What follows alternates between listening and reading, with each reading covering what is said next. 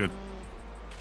Last week, Matthew Lindy equaled Cody Crosgrove's record of 6 consecutive victories in Contenders, while Jess Rakowski missed the feature, extending the points lead for the kid from California in the process. In Supercars, it was Kieran versus Evan yet again, and it was the defending champion's turn to stand on top of the podium. We do things a bit different tonight as the Velocity Pixels Endurance Cup begins this evening. The Charlotte Gymkhana Grand Prix is next.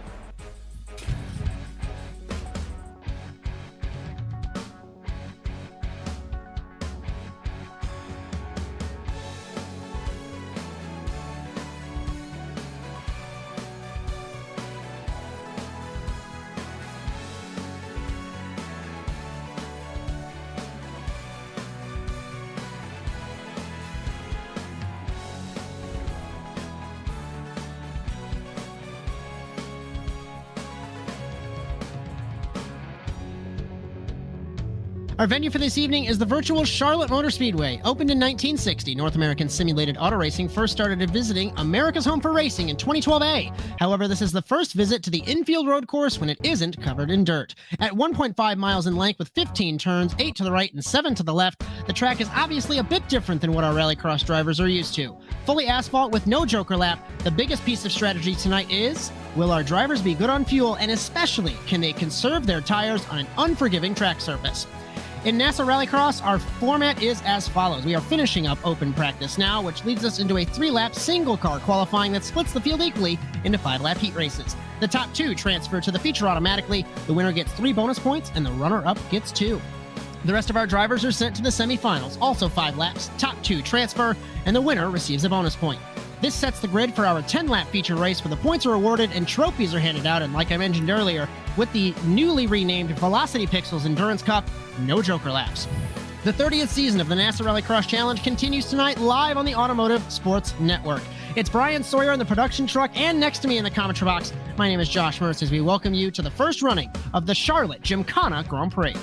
The NASA Rallycross Challenge is brought to you by Overwatch Specialty Service. The only thing more unique than your problem is our solution. For more information, visit osscenter.com.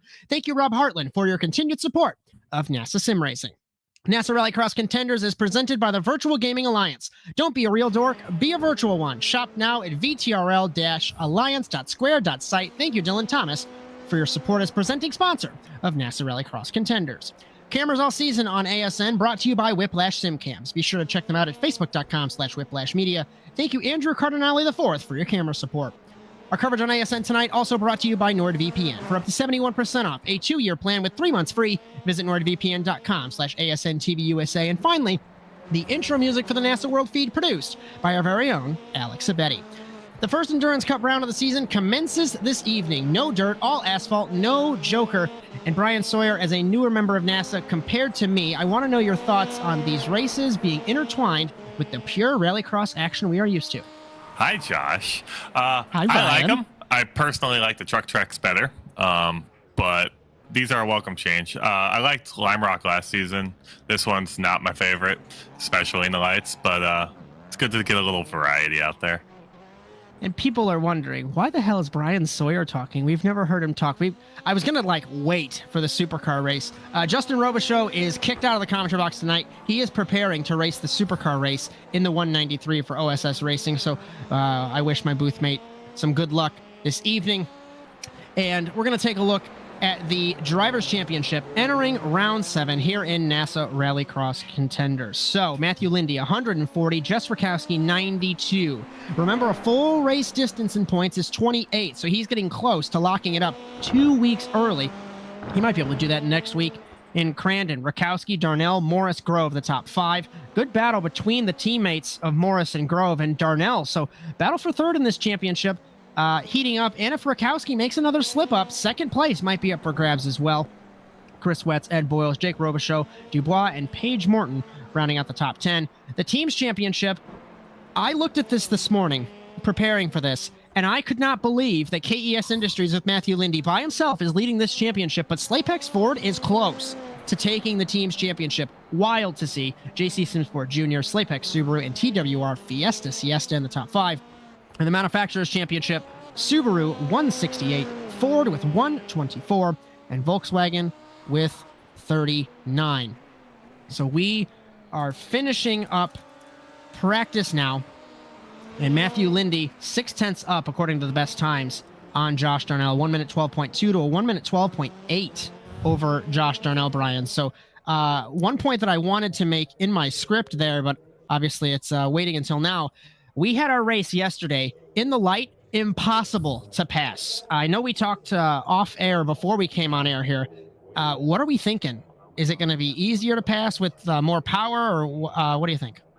I'm thinking it might be a little easier to pass tonight, but it's probably still going to come down to tires. These cars have so much power. If you're not managing your tires correctly, you're just going to be sliding by lap 5. We begin qualifying, like we mentioned, 3 laps, single car qualifying. First car on track looks like it's Vinny Sawers in the 365 for JC Simsport Jr., so we'll focus on him for now. A couple programming notes on the Automotive Sports Network. I say a couple, it is beginning to expand rapidly. Round 1 of the OSRL Cup Series in Daytona. That is tomorrow, Tuesday, April 30th, 8:30 p.m. Eastern Time. It's going to be Victor Valley, Justin Robichaud, and myself, Josh Mertz, for that at the World Center of Racing. It has been a long time since I've covered a stock car race, and that is going to be super fun. Be sure to join us there, as OSRL has that second series broadcasted by us.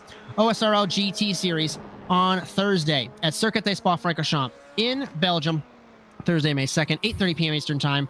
Bryan Sawyer, Cody Erdman, and myself, Josh Mertz, for that. We're allowing Justin to either drive or have the night off. I can't remember. We'll figure it out from there.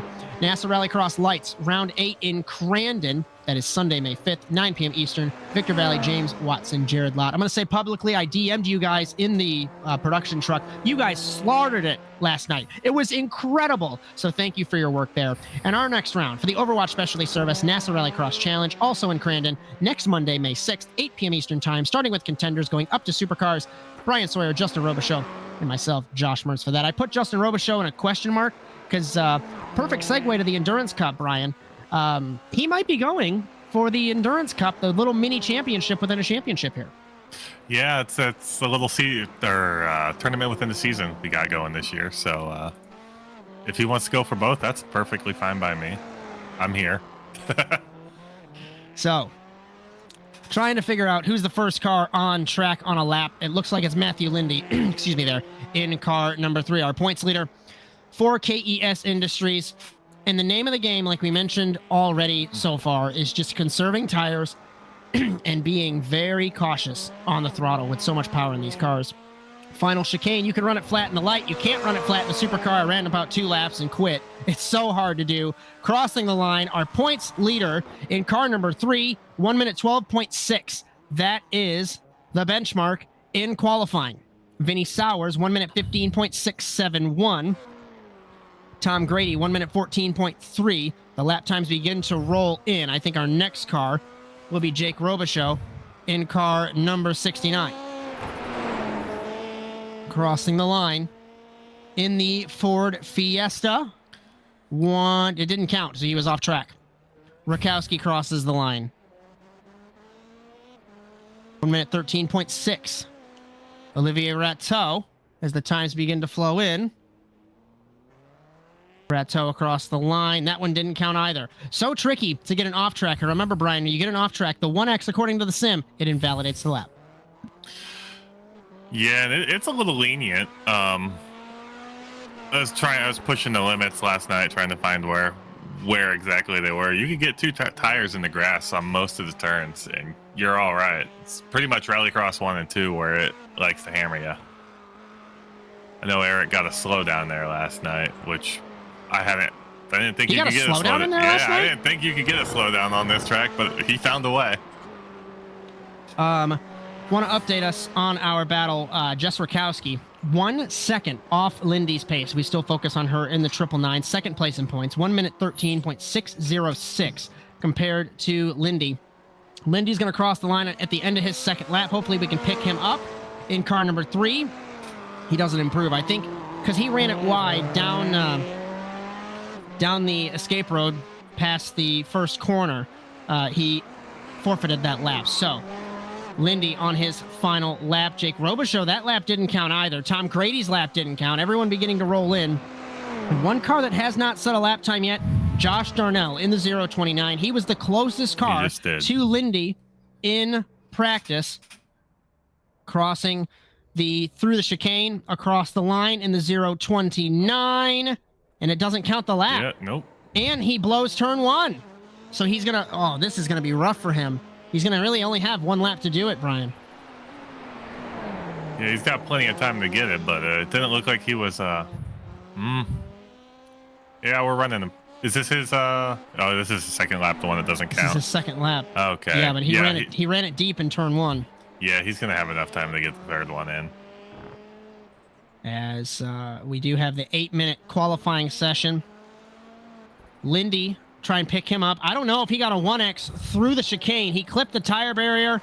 It's got recorded damage, but he's gone quicker. 1 minute 12.465 for the points leader, the kid from California, increasing that lead. Try and pick up Jess Rakowski in the 999. She is on her final couple of corners here for JC Simsport Jr.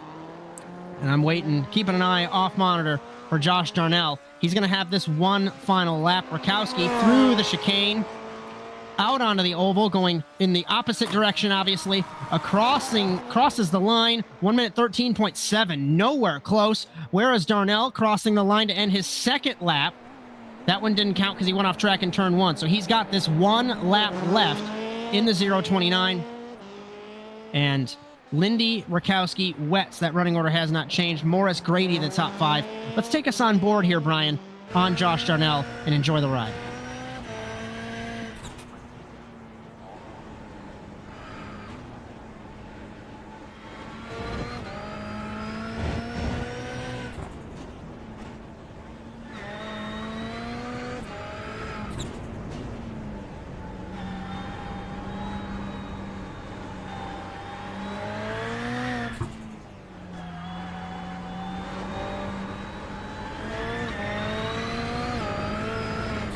Like I mentioned last week, I said, people ask me, why do you run these asphalt tracks? Why do you run these truck tracks? And like I mentioned before, you've got Rallycross, of course, which is a hybrid of the asphalt and the dirt.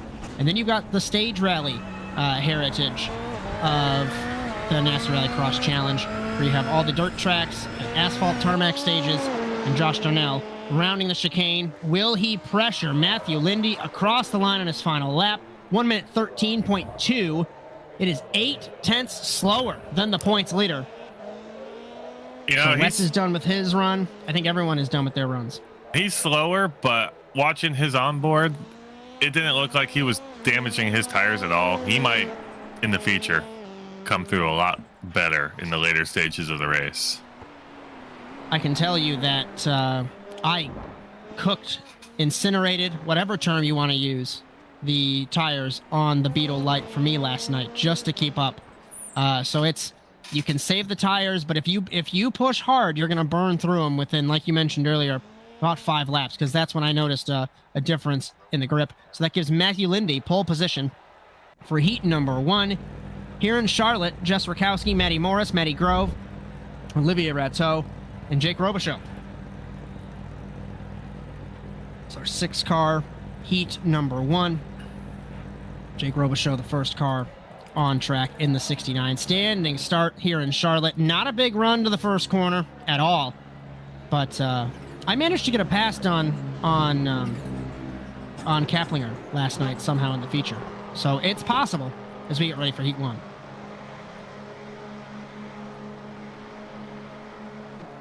Green flag off the line. Rakowski got a better jump in the first phase. It's so quick. Contact with Lindy. Slides it through the first corner. That's a unique way to make it happen, but she loses all the time, obviously. Maddie Morris in the 24. Hounding the 999. Down to turn number 2. Single file. It's Lindy. It's Rakowski. It's Morris in the Gymkhana Tribute livery. Grove, Robichaud, and Rateau through the double apex of 4 and 5. Historically, the first couple of corners of the Rallycross track, multiple lines you want to take through this course, or through this corner, I should say. Grove looks to the inside of Morris. Does Morris let him have it? The teammates battling for the 3rd spot. Rounding deep on the brakes, slides it through the corner. This is already more exciting than last night, Josh. I was trying to get words out that Morris already doing some Ken Block tribute Gymkhana. And it's only a couple car lengths, maybe car length and a half from Lindy to Rakowski. And I'm curious to see I don't want to say lack of pace for Jess, right? But is the lack of pace for lack of a phrase? With Rakowski and Darnell, is that conserving tires? Is Lindy pushing on a hot lap? We'll just have to wait and see. Lindy leads at the end of the first lap. The teammates, the 3 Slapex cars battling. It's Robichaud, Grove, and Morris. Matty Grove. We just had Jake make a nice pass on Matt there. Matty Grove mentioned to me in a DM he's going to be lucky to have a good race tonight. So we'll have to wait and see what the former contenders champion can do. Kiddo's Riley in lane. Jake into Mama the wall. Bear Shelby watching as Robichaud into the fence in the 69. So that'll send Robichaud to the semifinal with a heavy amount of damage on that Ford Fiesta. And what's interesting, I don't know if I brought it up on air, maybe I did, but the shorter wheelbase of the Ford, we thought, at least I thought, the Ford would have been more successful here, but it's the 2 Subarus out front, Bryan. I don't know. I think put the right person in the Fiesta, they're gonna rip. But it's definitely a different beast on this track. It's not quite the Beetle. It's a little more nimble, but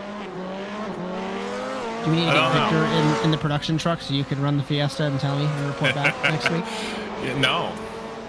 Lindy leads, cross flags, halfway home in heat number 1. 1 minute 13.3 to a 1 minute 13.6. Rakowski keeping him honest. In car number 3 is the 999. Matty Grove, best of the rest right now, ahead of his teammate Lindy Purple, 1 minute 13.3. Put it into context. Grove, 1 minute 14.9 as we ride on board Rakowski. Morris, 1 minute 14.6. And it's all about using all of the track and then some, like the NASCAR Cup Series, all the way out to the grass. The paint lines are purely recommendations here in Charlotte in true NASA Rallycross fashion. And Rakowski, like I mentioned a few moments ago, not allowing Lindy to pull away. And we know Rakowski, successful on the road side of things. Much better bite. Exiting the corner, up the hill, long right-hand corner, blind corner. You don't know. The track falls away on driver's left. And I would say this is probably one of the toughest sectors because it's so flowing. It kind of flows into one another, but it's so hard to figure out the correct line. Car length between Lindy and Rakowski. Make it 2 on corner exit through the chicane. 97, just a blip of the throttle to get the car to turn. Rakowski drifts it. Lindy into the fence. 2 laps to go for championship leader Matthew Lindy. Yeah, with her pace, she's keeping up. If quicker than Lindy last time. Yeah, if she can hold on, I mean, right now she's going to locks up. Lindy locks up into turn 2. She's going to grit a few positions back. Yep, just wait for a lockup like that in the feature and just save those tires and sail on by. As long as you can hold on, it's okay. Grove still best of the rest in the 472, and I think what I said earlier is correct. Maybe Rakowski knows how to save the tires, and Lindy's just so used to pushing hard on the Rallycross tracks because there is no delta between the KES Industries car and the JC Simsport Junior car of Lindy versus Rakowski. And it is so tempting, not only obviously in the light, but especially in the supercar with all the power under your right foot. So tempting to flat foot it, and we talk about it even on the Rallycross tracks. You can't do it. You have to reserve yourself, not do it, but it's especially hard in these cars on all asphalt. Easy to overheat the tires. So she might be trying to set up something wide. Just about to say, a little bit harder on the throttle to get the car through the corner. Lindy's going to take the white flag. The gap, 0.4 of a second, maybe 4.5 down to the first corner yet again. Lindy was a tenth slower. Rakowski dives in.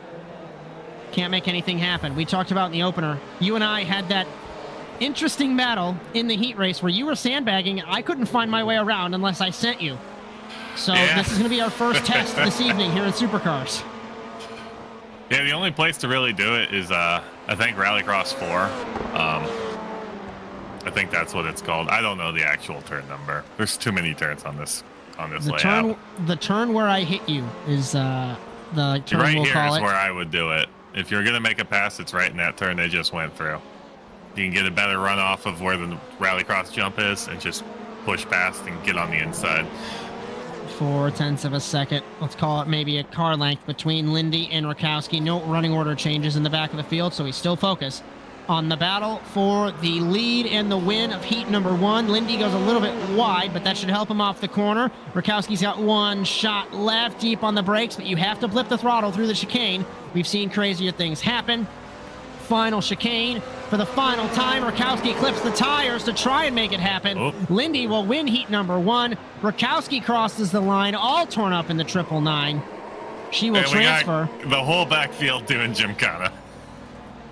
And in true NASA Rallycross fashion, Matty Grove will come home in third best of the rest unless he does Gymkhana across the line, fences it. It's going to be Matty Morris. What are they doing? And Morris will not transfer, but he will be pole position of the semifinal. Olivier Rateau. Then it's going to be Matty Grove and Jake Robichaud. Normally, I would not be happy with that, but it is what it is. So we've seen the first heat. It's still going to be tricky to pass, Bryan. Oh, yeah. Yeah. It looked like Jess was saving her tires well, though. So she was gaining considerably there. Heat number 2. Josh Darnell, Chris Wetz, Tom Grady, Vinny Sowers, and Eric Dubois. 5 cars, 5 laps. Top 2 will transfer. We wait for Dubois to get on track in the 000. So we've got 2 Fords up front, 3 Subarus at the tail end of this field. And this one might be a little bit closer, potentially, even though the first one was pretty close as well. We'll just have to wait and see. Words are hard. Heat 2 in Charlotte.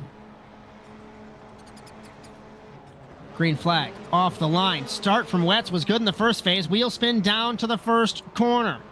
Darnell leads Wetz, leads Grady, leads Sowers and Dubois. Tom Grady got a gold medal in the vehicular gymnastics competition. After spinning like a top in the Beetle Light, he sits in third in turn number 2. Josh Darnell leads into the infield for the first time here in Charlotte. Double apex is this sector of corners. Easy to get wrong on dirt or on asphalt. And interesting for Wetz, we know Wetz is good on all road circuits. He fared well in the Woven by Toyota NASA Sports Car Challenge last summer, and he actually is in the GR86 Esports League, but Darnell trying to pull away and Grady trying to find a way around. It's 0.3 of a second from Wetz to Grady. And Tom Grady looking for redemption after that issue that he had last night. Vinny Sowers, Eric Dubois rounding out the field. Into the final hairpin for the first time. A little bit of the loop of this circuit that NASCAR doesn't run. They were supposed to run it when NASCAR ran the Roval starting in 2018, and that never happened, probably because lap times were too long. Darnell leads at the end of the first lap by 0.8 of a second over Wetz. Runs it wide in the 0.29. Wetz trying to take the fight to him. I think he could have ran a little bit wider on exit, Bryan, don't you think? Probably. I don't know. I just keep watching Grady in the back here, and he's just pushing up on Wetz. So it looks like the Subarus are much faster in at least the first few laps of the race. It's just maintaining the power, and it's all coming down the tires tonight. I can't wait to see what the tire wear will do in these cars. Like I mentioned in the light, it was after 5 laps and they were shredded, and we saw so much calamity. If you didn't catch that race, ASN on demand for last night's coverage and all of ASN's coverage for the past 12 years. Like we mentioned, we've ran in Charlotte in some way or another since 2012B. And Josh Darnell by 0.7 of a second, let's call it 3/4 of a second, from Wetz as we look from high above.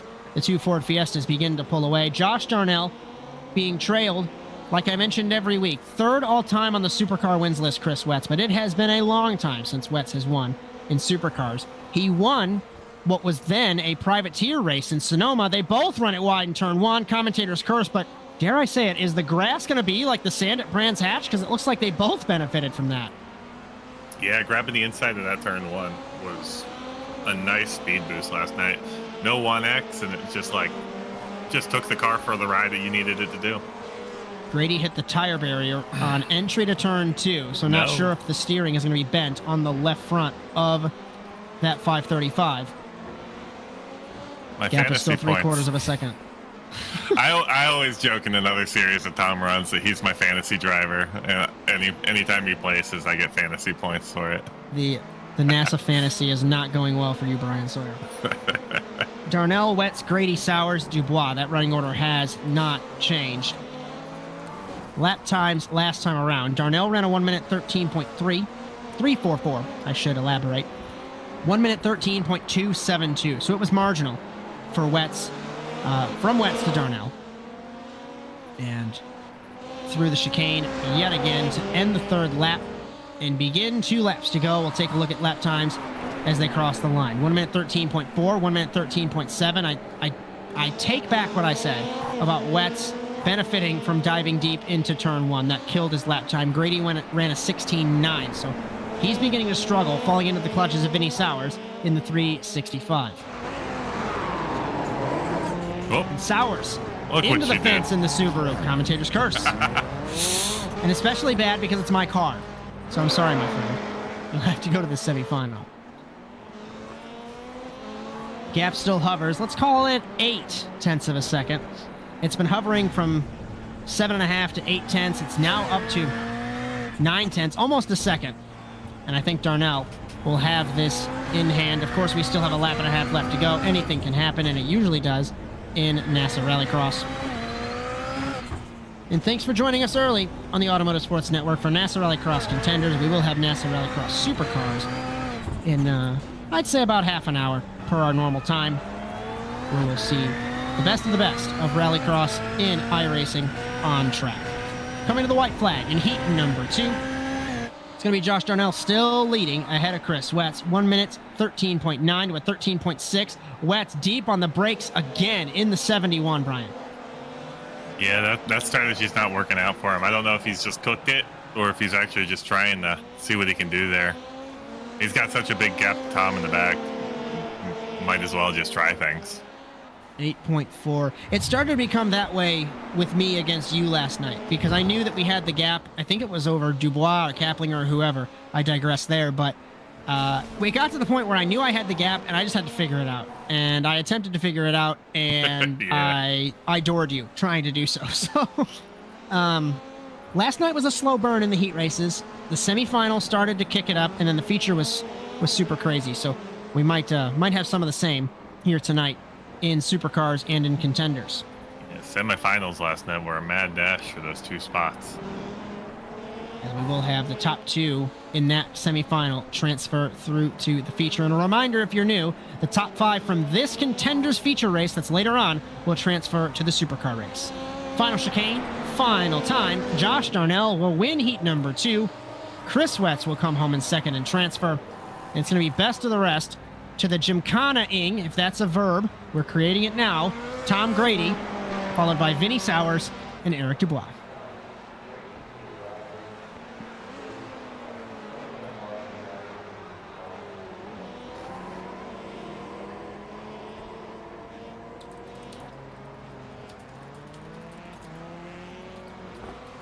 I'm hesitant, but excited still about the semifinal in the feature. I talked very, very heavily in the lights race last night that we are not coming back to this circuit, and I'll be public and say maybe I should run more than 2 hot laps before I determine that a track is good for racing. So I blame it on me. Grid for the semifinal: Matty Morris, Tom Grady, Olivier Rateau, Vinny Sowers, Matty Grove, Eric Dubois, and Jake Robichaud. Josh, this is going to be nuts. I was just about to ask you, what are you thinking? This is going to be nuts. They're all going to be just attacking each other for those 2 spots. 5 laps. Top 2 transfer. We're going to see we some got dive 7 bombs. cars. 7 cars going for 2 spots to be the 5th and 6th seeds this evening here in Charlotte. And Ed Boyle says it's a lot of Slapex cars. It is for sure. The Ken Block tribute livery for Matty Morris will be on pole position for the semifinal. Green flag off the line. Better start for Grady down to the first corner, but there's no room. Sowers side by side with Grove. Now side by side with Rateau. Do they make contact on exit? They do not. Down to turn number 2. Rateau deep on the brakes. Sends it into Grady. Grady into the fence along with Rateau. And Grady for the second I said consecutive we were night. seeing dive bombs. For the second consecutive night, Grady had some issues, whether they were of his own doing or somebody else's. Dubois runs it wide in front of Robichaud. Does Dubois have damage? Does Grady have damage? And will we see Tom Grady bowl his way through to that transfer spot? It's going to be interesting. Matty Grove drifts it through the infield. Robichaud in the 69 all over the rear wing. Dubois trying to battle Grady in the 000 to the 535. Matty Morris loves this. Vinny Sawyer sits in second, down the hill, back up the hill to the final hairpin. Rateau is off the track, so we will put him in 11th place. Last car in the classification. And Matty Morris will come off the final corner and lead at the end of the first lap, Bryan. Yeah, he's getting a nice healthy lead there. 2 seconds. If he doesn't mess up, it's pretty much a secured victory. His backfield, though. After one lap. Battle for the transfer is going to heat up, though. Everybody's within 2 seconds from second back to fifth. Sowers leads Grove, leads Robichaud, leads Grady for the transfer spot. And I think Grady's got some heavy damage on that car after being speared into the tires because he missed the apex of turn 2 by a mile. Not sure. He clips the grass, with the left rear into the tires.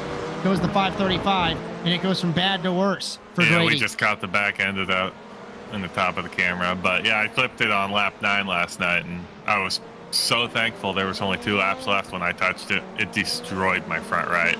My car only wanted to turn left. Battle between the teammates. It's Grove versus Robichaud. That squabble is allowing Vinny Sowers, who has not had good luck this season. I don't believe the man from Illinois has made a feature yet this season. Terrible luck for him, but he's looking good. Robichaud trying to get to the inside of his teammate. Will they touch? Robichaud clips the curb onto the grass. 3 laps to go for Matty Morris. On board Jake Robichaud here. We ride on board the 69 of Jake Robichaud. Deep on the brake. Sowers runs it wide. Fastest lap for Sowers the last time around. He was a 10th up on Morris. He was 5/10 up, half a second on Grove. Grove peeks to the inside, trying to make the transfer. Side by side, the former champion shoves Sowers out of the way. And like I mentioned earlier on, kiddos Riley and Lane and Mama Bear Shelby watching Grove take the transfer spot away. That was probably one of the cleanest on-track passes you could ask for here. Just a little bump. Yep. Will Sowers give it back? Will Robichaud sneak to the inside of Sowers? Has Sowers cooked his tires after 3 laps? Robichaud clobbers the curb, takes the spot away from the 365. And if you're Robichaud, are you going to battle your team owner for the transfer? I would say yes. Don't let him have it. Former champion Grove ahead of Jake Robichaud. Either way, it's going to be a Slapex 1-2 in this semifinal, but it's a matter of who. Robichaud sends it, clips his teammate and team owner. They both drift. Gentlemen, you've still got 2 laps left. Morris will take 2 laps to go. Robichaud's going to be compromised in the chicane, sliding it. Here comes Sowers, peeking to driver's left. Will he send it to driver's right into the hairpin? Grove deep on the brake. Sowers slides it nearly into the 69. They were both 1 minute 16.4 was Grove and Robichaud. Sowers a 1.5 seconds slower than them. If Jake can find a spot to pass, I think he might have it. Just watching his lines will go a lot cleaner than Mertz. He's holding it nice and tight, not cooking too much. Grove, messy apex of the first bit into turn 4, out of turn 5 into 6. What a corner for Robichaud. Car length between them. Is he going to try and send it here? He gives him a little nudge. Says I'm here. He needs to just hold on the mat as close as he can and try it again there next lap. In my opinion, that's the best place to pass here. No pressure for Matty Morris up front after he took the green flag, and Olivier Rateau had those issues with Tom Grady. Grady's still trucking along. I thought he had parked it, honestly, in the 535. So if the crazy NASA shenanigans happen in this final lap, we might see Grady sneaking into the picture. Matty Morris is going to take the white flag, so we're not missing anything up front. We focus on the transfer battle between Matty Grove and Robichaud. Clobbers the tires on the entrance of the chicane. I think that's going to bend the left right. That might have just killed his chances. His car looks okay. 15.4, and Robichaud that very upset. Broken. Car's not happy. Now, will we have a battle for best of the rest? Sawyer and Robichaud cars are beaten up in the 69 and the 365. And Matty Grove suspected and felt like he was going to finish last out of this field. But he's looking good for a transfer spot. But I don't know. Robichaud's got the run, it seems. He's gaining on the 472. Still half a lap left. Morris starts to do a little gymkhana, a little bit early for that, Matty Morris. You still got a quarter of a lap left. And Grove holds this spot, the transfer spot, from his teammate Jake Robichaud. Vinny Sawyer, Tom Grady, Eric Dubois, and Olivier Rateau. That running order has not changed. Drifting through the final hairpin to head to the final chicane for the final time. And it's going to be Matty Morris winning the semifinal. Transferring will be Matty Grove in the 472. Best of the rest will be Jake Robichaud coming home in 7th. 8th overall will be Sowers. 9th Grady. 10th Dubois. And 11th Olivier Rateau. Saw Matt double think drifting right before the finish line there. It was like, you remember what happened last time, Matt? As the grid is set for the Charlotte Gymkhana Grand Prix for contenders, we're going to step aside, and on the other side of the break, the feature race in Charlotte. So interesting. I love your browser history. I like that you're not hiding anything from me. By the way, nice IP address. I like your neighborhood. You are so special. This ad is just for you. I learned so many things from you. You are so generous. With your personal data. Switch on privacy, switch off trackers and viruses. Go to nordvpn.com. NordVPN. Safely be you.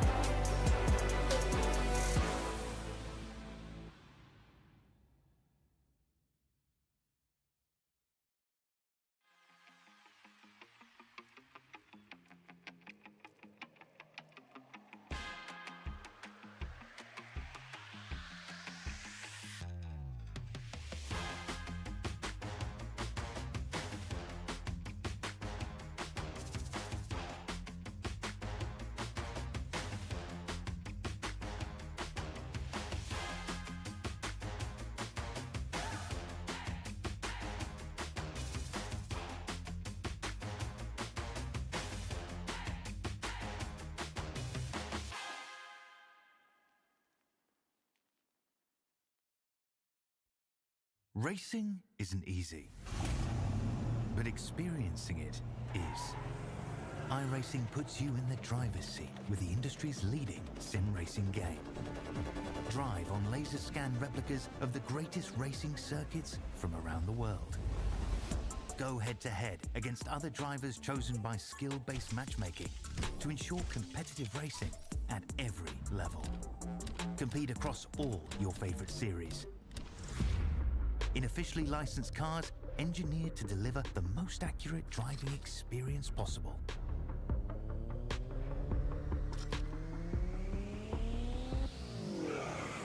Join a race or host your own with players from across the globe.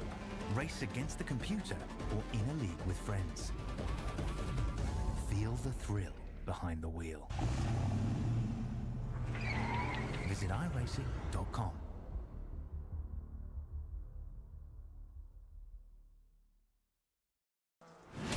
Absolutely be doing what he has to do. He has to go for the championship. He has to recover the points that he lost. He's down the race, takes the lead in the 12. What a move.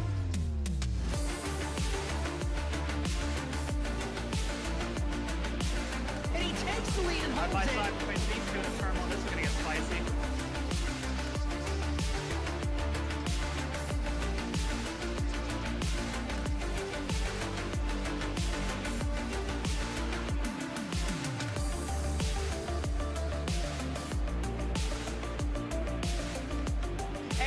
one, over the jump to begin the first lap. Clog is the inside line. McLaughlin contact between them. They are still side by side. This opens the door for Wetz. He can't make anything happen.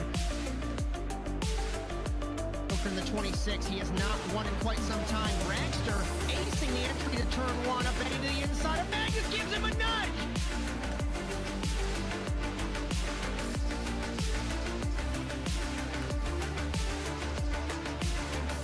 The grip strip on the inside, Phil. Wetz had a little bit better run, but looks like he's going to hold this well.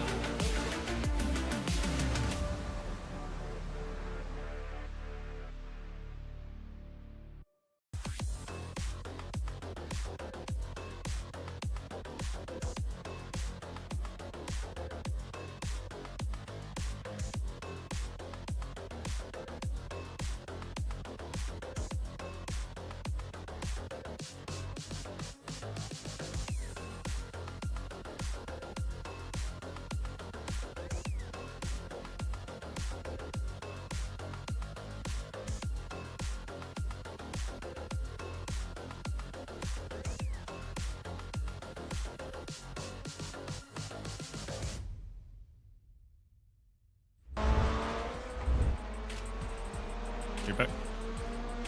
We welcome you back to round 171 of the championship overall and round 7 of the 19th season of NASA Rallycross Contenders here in Charlotte. With Bryan Sawyer in the production truck and next to me in the commentary box pulling double duty tonight, my name is Josh Mertz, live on the Automotive Sports Network. The NASA Rallycross Challenge is brought to you by Overwatch Specialty Service. The only thing more unique than your problem is our solution. For more information, visit osscentral.com. Thank you so much, Rob Hartland, for your continued support of NASA Sim Racing. NASA Rallycross Contenders presented by the Virtual Gaming Alliance. Don't be a real dork, be a virtual one. Shop now at vtrl-alliance.square.site. Thank you, Dylan Thomas, presenting sponsor of NASA Rallycross Contenders. Cameras all season on ASN, brought to you by Whiplash SimCams. Be sure to check them out at facebook.com/whiplashmedia. Thank you, Andrew Cardinale IV, for your camera support. Finally, coverage on ASN tonight, also brought to you by NordVPN. For up to 71% off a 2-year plan with 3 months free, visit nordvpn.com/ASNTVUSA. And finally, the intro music for the NASA World feed produced by our very own Alex Abetti. If you like what you see, be sure to like and subscribe to the Automotive Sports Network on Facebook, Instagram, TikTok, and YouTube, and ring the bell to be notified of our live streams now on Sunday, Monday, Tuesday, and Thursday, along with our shorts, courtesy of Jess Rakowski. If you'd like to race in NASA, we have something for everyone. All the info is at nasasimracing.com. Bryan Sawyer, it has been, what do I want to call it? I don't want to call it procession, but that's the only word that can come to mind. It is so hard to pass here. We were talking about Matthews Lindy's race to lose. What are your thoughts? Yeah, I was telling you in the break, if he makes it through turn 1 clean with how fast he was in qualifying, he's gone. All he has to do is just manage his speed, manage his tires. He'll be good. I think the race for second and third is going to be what we're looking at tonight. A couple of programming notes before we get rolling here on the Automotive Sports Network. Tomorrow, the first round of the inaugural season of the OSRL Cup Series at the Daytona International Speedway in Daytona Beach, Florida. 8:30 p.m. Eastern Time. You'll have Victor Valley in the production truck alongside Justin Robichaud and myself, Josh Mertz, for that reunification of me and Victor Valley. It has been quite some time since we have worked together on ASN show, so that's going to be super fun. And it's also going to be super fun for a stock car series back on ASN. It's probably been about 10 years. OSRL GT Series, Round 8 at Circuit des Spa-Francorchamps in Belgium. Thursday, May 2nd, 8:30 p.m. Eastern Time. Bryan Sawyer, Cody Erdman, myself, Josh Mertz for that. The 8th round of the TWRSsetups.com NASA Rallycross Lights in Crandon at the short circuit. That's going to be the second and final round of this Endurance Cup. That'll be next Sunday, 9 p.m. Eastern. Victor Valley, James Watson, Jared Lott for that. And our next round of the Overwatch Specialty Service NASA Rallycross Challenge, also in Crandon, next Monday, 8 p.m. Eastern Time, starting with contenders, going up to supercars. Bryan Sawyer, Justin Robichaud, question mark, myself, Josh Mertz, for that one. We're not sure, as if you're just joining us, Justin Robichaud is going to be on track for the supercar race, and I've given him full authority to run for this little Velocity Pixels Endurance Cup. And I want to try and pull up, I know we don't have a graphic for it. Cody Winicky is the only winner of the Endurance Cup in contenders. But over the last 12 years of NASA Rallycross, and of course I'll mention it later on in the supercar show, I hate to start with me, but I'm leading that. I've won that little championship 3 times. Sindre Silva and Josh Clog tied with 2. Then it's Dylan Livengood, Cody Erdman, Jacob Harberts, Bodie Cryer, Luke Kraus, Magnus Okenhow, Cody Winicky, and Francois Martel, all with 1. So it's a mixture of a couple of pioneers and some modern era drivers. And like we mentioned earlier on, these kind of tracks just pay homage to the stage rally heritage of the NASA Rallycross Challenge, whether it's full tarmac or full dirt like the truck tracks are. And just a little bit different challenge to these guys. And I just want to say publicly thank you to everyone that showed up yesterday and that has shown up tonight and will show up later on. It's impressive to see that yesterday I think we had 22 cars for lights for a completely oddball race out of the realm of these guys normally do. And tonight we've got 11 contenders and 5 supercars. So very excited, like we mentioned, for the history and the future of NASA Sim Racing here in 2024. In warm-up, Matthew Lindy 0.6 up on Darnell. We talked about that, Brian. I don't think it's a one-lap pace issue. I think it's going to be conserving tires like we've tried to hammer home all evening long. Will Lindy burn through his tires, and will Darnell and Rakowski be able to hang with him? I think Lindy just needs to run 2 of his qualifying laps, get that 3 or 4 second gap, and just coast it the rest of the time. Just take it nice and easy. Take it nice and easy until people get close, and then just punch it in again for another lap. He is trying to go for not only 7 wins in a row, which will be a new NASA record. He is trying to go for 7 wins in a season, which ties Cody Cosgrove, and I think that ties Luke Kraus for supercars. But if we keep the stats separated, it for sure ties Cody Cosgrove for most wins in a season. So the kid from California trying to extend his points lead and take some records for himself. The grid for the Charlotte Gymkhana Grand Prix for NASA Rallycross contenders: Matthew Lindy, Josh Darnell, Jess Rakowski, Chris Wetz, Matty Morris, and Matty Grove. 6 cars, 10 laps, top 5 will transfer, so one of these guys will not run the supercar race later on, and the timing's going to be perfect. I think we're going to be finishing right about 8 o'clock Central, 9 p.m. Eastern to go to the supercar race. Thanks for joining us on ASN. We continue to grid. All we wait for is Jess Rakowski in the 999 to grid up. And the run to turn 1, very short. You can still make a mistake down there. 6 cars, 10 laps as we get ready for the first Endurance Cup round in contenders in Charlotte.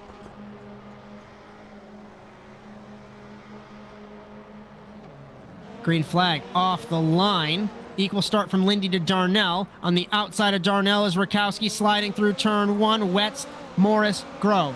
Down the pit lane to turn number 2.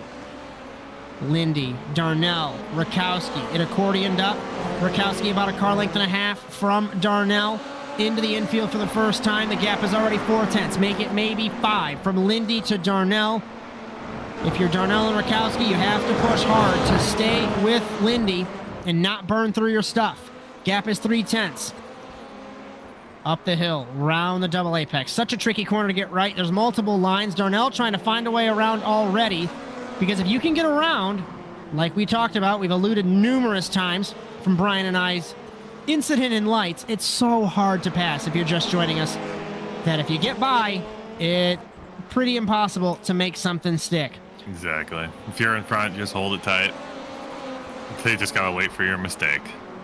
Final hairpin to end the first lap. Interesting to see that the top 4 are pretty close, all things considered. Braking for the chicane. At the end of the first lap, Lindy leads Darnell, leads Rakowski, leads Wetz, then it's Morris and Grove at the tail end of the field. And Darnell is on the rear wing of that Subaru of the points leader. Running it wide on the pit lane is Lindy. We ride on board Darnell in the 029, the man from Maryland. For TWR Fiesta Siesta, Rakowski locked up the rear brakes, was off monitor in the 999. She loses some time, falls into the clutches of Chris Wetz in the 71. Through 3, through 4, so smooth. Respect the curves on the inside of those 2 corners. And Lindy trying to stretch the gap. It's 5, 4 to 5/10, depending on how it accordions through the corners. And I think Darnell is quicker. I could be crazy, Brian, but it looks like Darnell is quicker through this mid portion here. Is it the shorter wheelbase? Yeah, probably. I think the Subaru, you got to be a lot safer on it because the longer wheelbase, you're gonna just burn it. Also, there's just so much more power Looking in the Subaru. inside is Darnell. Lindy defends in car number 3. We had a crazy race in lights yesterday once the tires began to wear in, and Lindy stretches the gap half a second from him to Darnell as he leads at the end of the second lap. Just an update, Morris still ahead of Grove. Grove in 6th in the 472. Fastest lap, Matthew Lindy, 113.6, 113.8 for Darnell. To put it into context, Wetz and Rakowski both ran a 14.6. Rakowski kisses the tire barrier at the top of the shop. Lindy beginning to gap, 0.7 of a second. Back to Darnell. Subaru versus Ford. Subaru leading the Manufacturers Championship. KES Industries leading the Teams Championship. And this is not what TWR Slapex Ford wanted to do with this race. You know, if I'm Darnell and Wetz right now, I'm just waiting a few laps. I just sit back where I am, stay within range, and just see what happens. See how their tires do. Lindy drifted going up the hill there, back down the crest. And we'll take a look at lap times in just a moment. Now, these two races are going to be scored a little bit differently this season than seasons past. They're not going to score 2 individual races in the overall championship. The overall Endurance Cup Championship will count as 1 race in the Drivers' Championship. So if you run well in these 2 races, you will gain a hefty amount of points on your competitors. Matthew Lindy and Darnell. Lindy ran a 13.917. Darnell a 14.008. So they are pretty equal. Rakowski 14.3. Wetz a 14.4. Gap is half a second. Are we seeing the tires begin to degrade potentially for Lindy, for Darnell? Fascinating to watch. These guys commit these rally cars on something that is completely foreign to a lot of these guys. And Darnell gains so much time through this infield. It's got to be the shorter wheelbase. Yeah, runs watch the it from curve to high get a better above. line You can through. watch it from high above. You can see that car just likes to turn. It just likes to make those 2 turns. If there's going to be any passes, it's going to be in there. Maybe, I'm going to guess, maybe around lap 7 or 8. Does Lindy lock up the right rear? It looked like he might have. Deep on the brakes in the 3, using the grass to try and rotate the car, going for 7 wins in a row to tie the record with Cody Crossgrove for most wins in a season. We take lap number 5. Lap time at the line. Darnell was up by a 1/10 of a second. 1 minute 14.4. 1 minute 14.3. Rakowski and Wetz were equal. It was 15-0. I think the tires are coming in.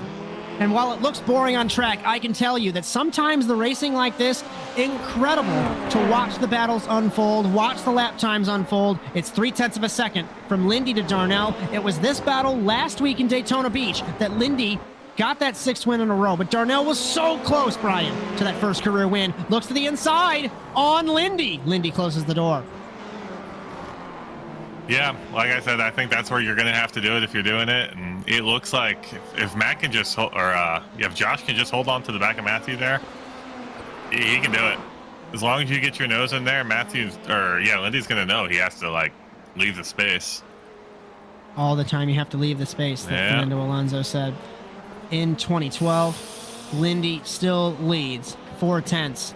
Darnell trying everything. This is reminding me of me and you last night. He's trying everything to find a way around. We're going to take halfway home, cross flags at the Charlotte Motor Speedway in this race.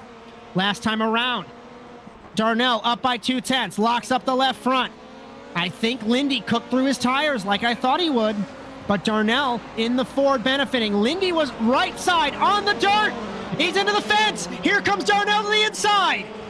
Side by side, through the corner. Darnell slides it. Can he take it on the outside? Through turns 4 and 5, he can't make it happen. Yeah, I don't think you want to be on the outside here.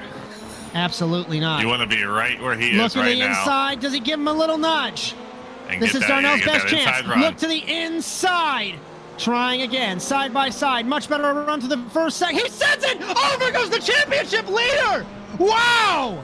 And I don't think that was contact, Bryan. I think that was netcode from the sim. That's going to send the championship leader off the podium. Wow!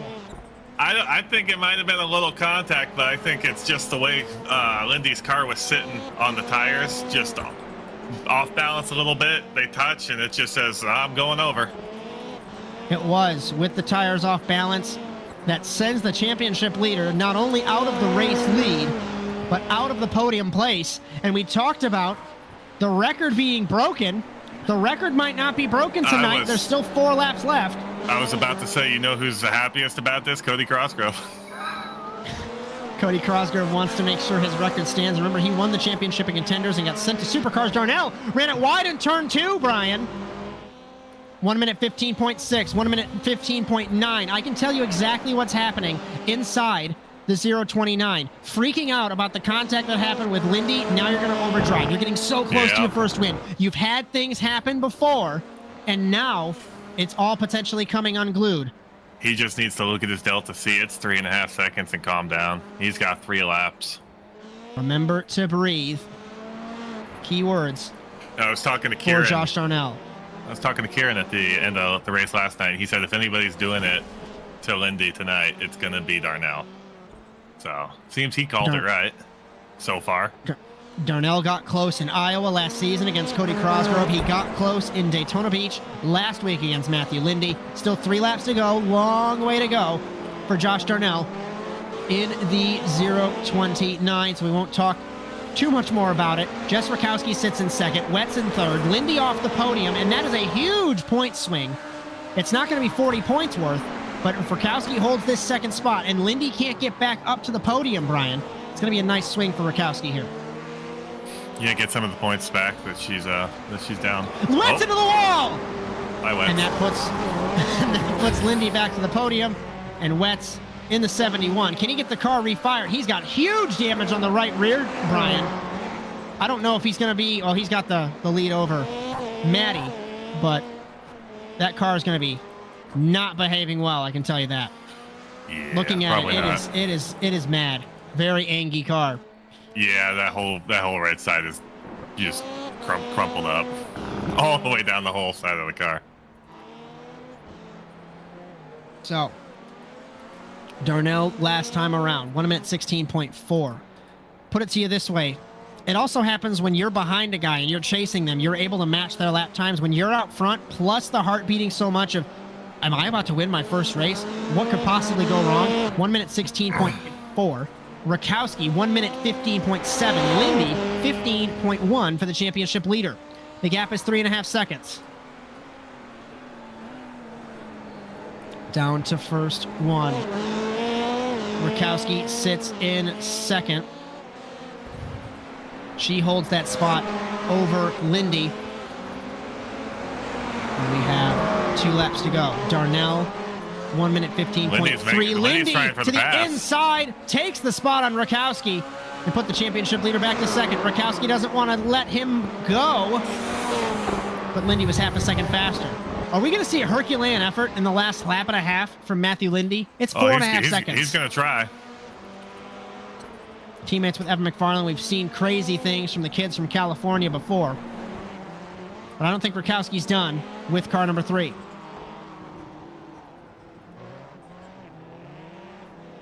Darnell will have 1 lap and about a corner left to try and become the 42nd driver in the history of NASA Rallycross contenders to win a race. Depending on who you ask, it's been a long time coming for the man from Maryland, but he's still got that lap left to go. White flag for Josh Darnell. Just coast it, buddy. 15 corners deep on the brakes. 1 minute 15.6. 1 minute 15.7 for Lindy. 4.5 seconds is the gap. Don't do anything silly. Take a deep breath. Rein it in. Get the blood pressure down. And you'll become a winner in NASA Rallycross contenders. And the pace, I've said it so many times. The increase in pace that he has shown since that first race in Norway last season. It has been incredible. The pace increase that we've seen with NASA Rallycross contenders. And you hear Justin Robichaud and myself screaming like little schoolgirls that we should have done this split earlier on. We just got to be careful with Darnell about the curbs there. He was way off. Don't want him to get a slowdown, of course, on the last couple of corners. There are numerous drivers that are tied with 1 win in NASA Rallycross Contenders. I'd call it about 14. Off the final corner, or rather, the final hairpin through the final chicane, we're going to add Josh Darnell to that list.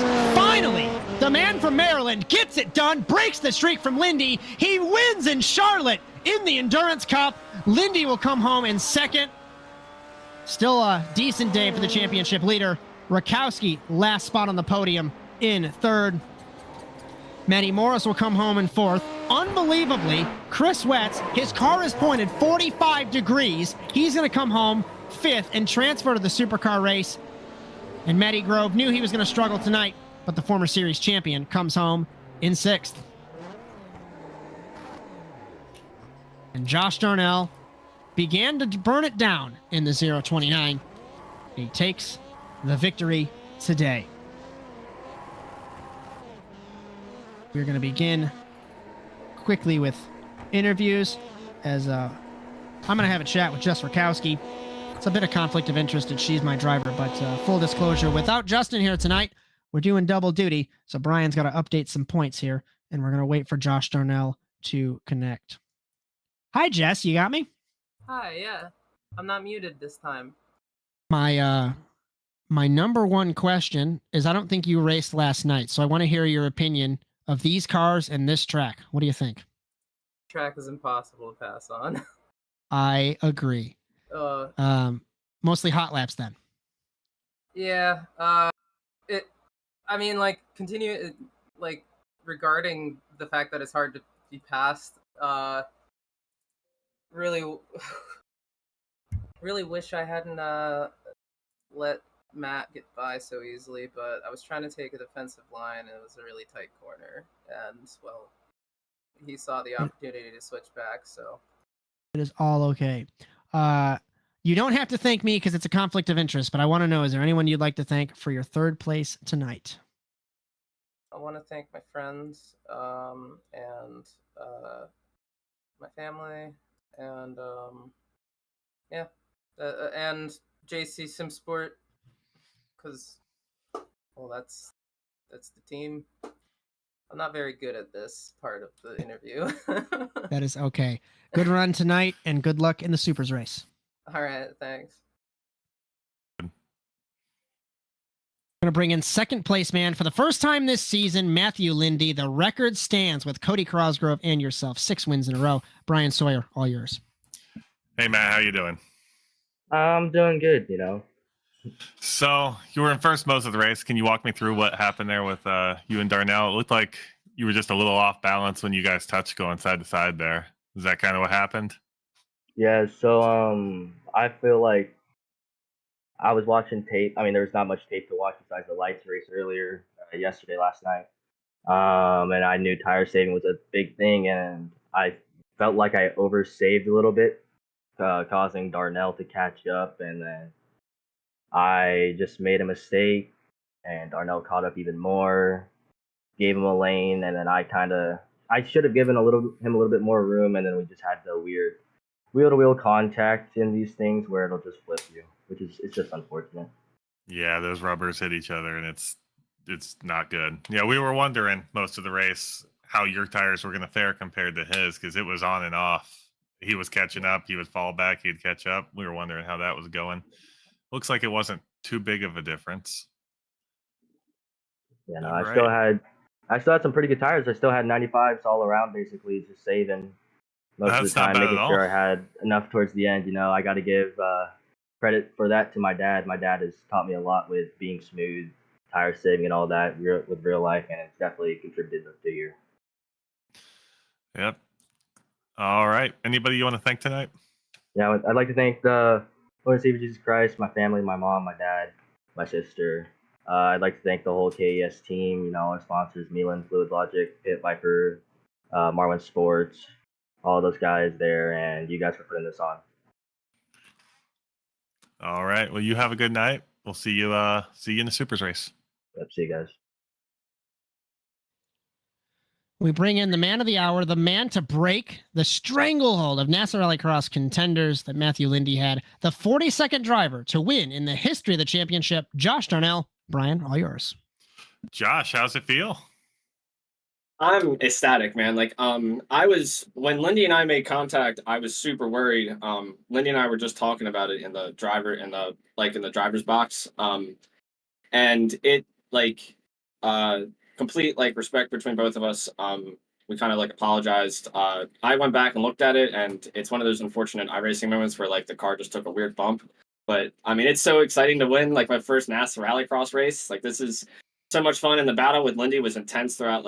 Up until we made contact, that shit was so much fun. But yeah, it was great. It was a great race. Had a lot of fun. Yeah, from our perspective, it just looked like he went a little off balance and the tires touched, and iRacing did iRacing things. Yeah, that's what I saw too. But it was still an awesome. I was hoping that. I wish that wouldn't have happened because I would have liked to have gone neck to neck with Lindy until the very end. But still, it was a ton of fun. Super happy about my first win. Super proud. Yeah, did you have any tire strategy going into this? Because we were wondering how the Fiesta would compare to the Subaru. It looked like you were much faster than him in the midfield section with all the twists and turns. Yeah, so when I was doing my testing all throughout the week, I just got done telling Jess that I found it easier to just kind of because it's only 10 laps, right? And the tires do go pretty quick, but you're better off, at least from my perspective, and I could be wrong because I'm just a rookie, but full sending it, especially on the first 2 laps, seems to be the key. And then especially if you're trailing behind, almost trying to match the person in front of you's pace and waiting for them to mess up is pretty much what I found to be key for this track. Yep. Oh, sorry. Looks like it. Anybody you want to thank tonight? Just my mom and dad and Team Watson Racing, James, my team principal and stuff like that. Thank you guys so much for all the support. Love you guys. All right. Well, we look forward to seeing you in the Super Race. Congratulations on your first win again. Yeah, thank you so much. And thanks, NASA Rallycross, for hosting this stuff. You guys are awesome. Thank you, sir. Good win. Thank you. We're going to get confirmation of the classification exiting the results this evening. Josh Darnell becomes the 42nd driver to win. We'll take a look at points as well. It's been a long day already. Matthew Lindy, 168. Matthew Morris sneaks into second with 106. Josh Darnell, 102. Jess Rakowski, 101. That battle for second heating up, and Lindy pulling away in the Drivers' Championship.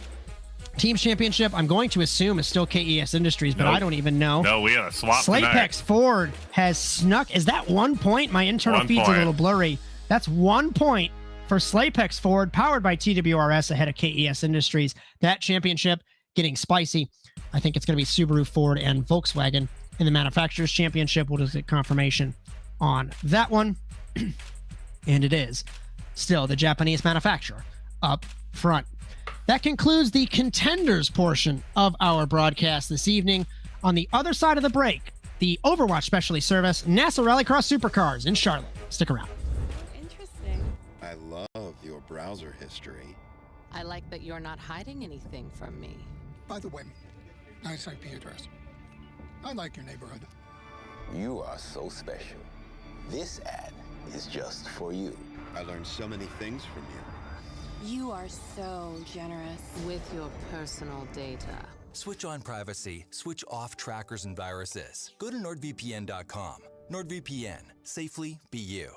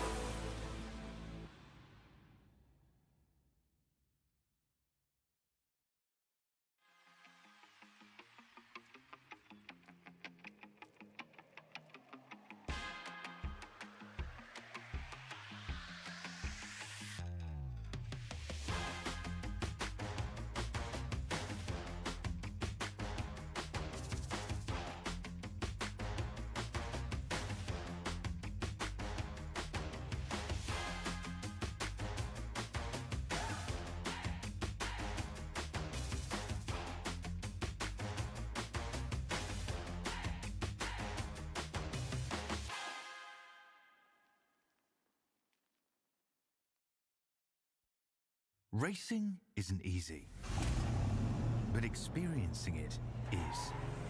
iRacing puts you in the driver's seat with the industry's leading sim racing game. Drive on laser scan replicas of the greatest racing circuits from around the world.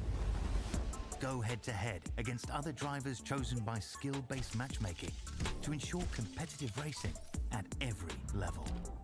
Compete across all your favorite series. In officially licensed cars, engineered to deliver the most accurate driving experience possible.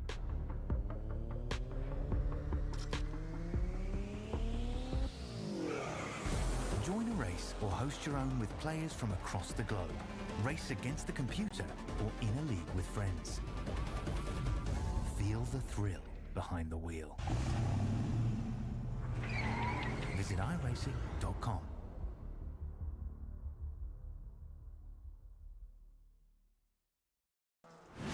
Absolutely be doing what he has to do. He has to go for the championship. He has to recover the points that he lost. He's down the race, takes the lead in the 12. What a move.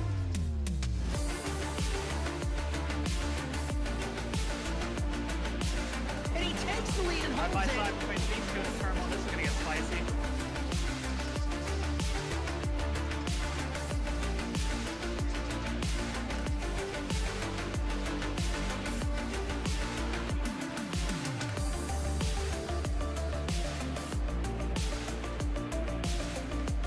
Exiting turn one, over the jump to begin the first lap. Clog at the inside line. McFarland contact between them. They are still side by side. This opens the door for Wetz. He can't make anything happen. Over in the 26, he has not won in quite some time. Dragster acing the entry to turn one, up heading to the inside of Magnus, gives him a nudge.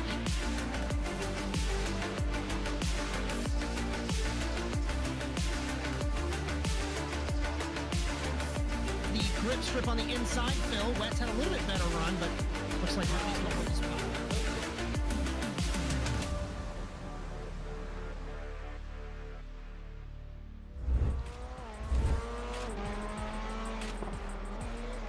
We welcome you back to Concord, North Carolina for round 7 of the 2024 Overwatch Specialty Service NASA Rallycross Challenge live on the Automotive Sports Network. With Bryan Sawyer in the production truck and next to me in the commentary box pulling double duty tonight, my name is Josh Mertz, and we welcome you to Charlotte. The NASA Rallycross Challenge is brought to you by Overwatch Specialty Service. The only thing more unique than your problems, our solution. For more information, visit osscenter.com. Thank you, Rob Hartland, for your continued support of NASA Sim Racing. Cameras for tonight's broadcast brought to you by Whiplash SimCams. Be sure to check them out at facebook.com/whiplashmedia. Thank you, Andrew Cardinale IV, for your camera support. Coverage on ASN tonight also brought to you by NordVPN. For up to 71% off a 2-year plan with 3 months free, visit nordvpn.com/ASNTVUSA. And finally, the intro music for the NASA World feed produced by our very own Alex Abetti. If you like what you see, be sure to like and subscribe to the Automotive Sports Network on Facebook, Instagram, TikTok, and YouTube, and ring the bell to be notified of our live streams on Sunday, Monday, a new one for Tuesday and Thursday, along with our shorts, words are hard, courtesy of Jess Rakowski. It's been a long day.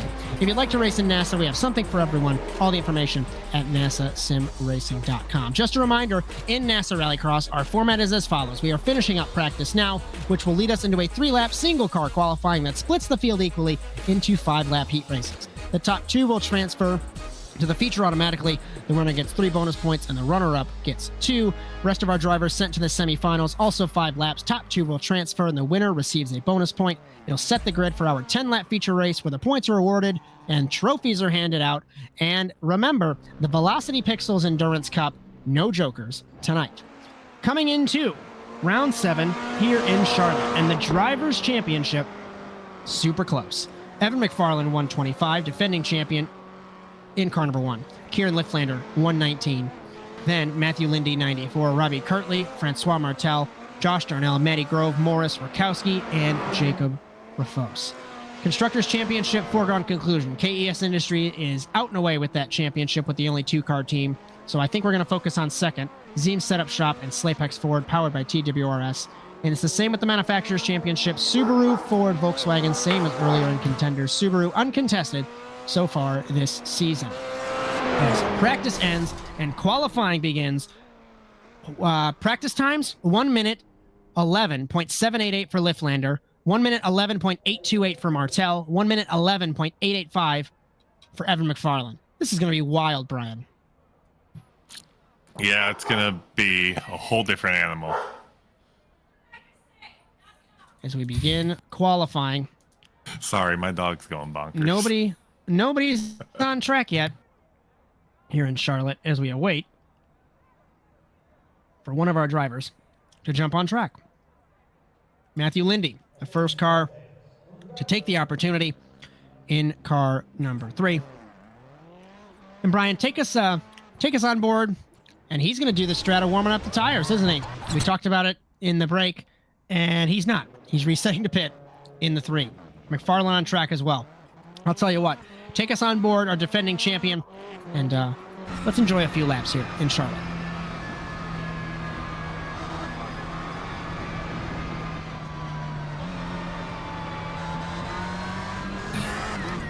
Evan doesn't have the advantage of waiting like he usually does. 8 minutes, these laps, he's not going to have much leeway at the end.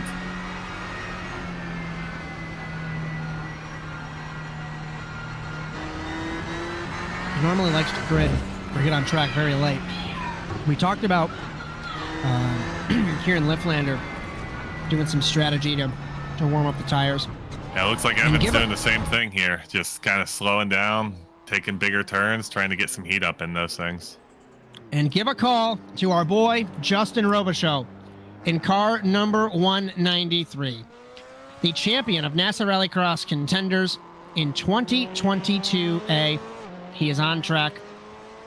Let's see what'll happen for the man from Canada. Looking good in the 193. So, Evan's going to park it. We're trying to find someone to take us on board. Lindy slams the wall, exiting the chicane.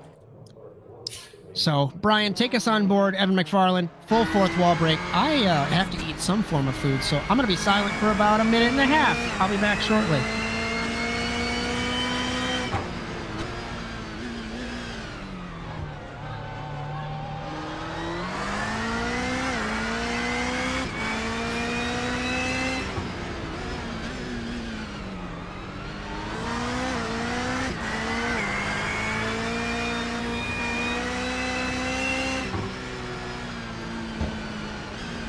Looks like Evan's taking it nice and slow through here. I don't know if he's still trying to get heat up in the tires or if he's just how you run this. I've never run this track in these cars. It's been a long time since I've run these cars. But he's holding it nice and tight. From the onboard perspective, this does not feel like a heater of a lap.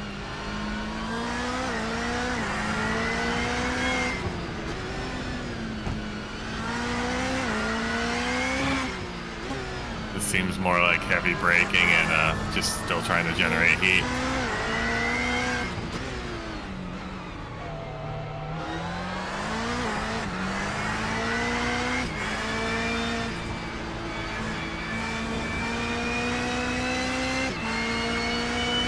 Across the line for the defending champion. 1 minute 12.7. That's the benchmark. Wetz was the first car to set a lap time. 1 minute 14.0 for the man from Texas. And here I am saying that didn't look like a fast lap. Slow is fast in these cars. Rakowski 1 minute 14.5. Morris crosses the line. 1 minute 15.8. Where is Kieran Lifflander in the 20? Where is Francois in the 12? The former series champion in 2023B, Francois Martel, the French Canadian. And Kieran Lifflander, the kid from South Carolina. And you told me, Bryan Sawyer, move over for the wave of the young kids, the new kids on the block. Literally, Lifflander, Lindy, and McFarlane.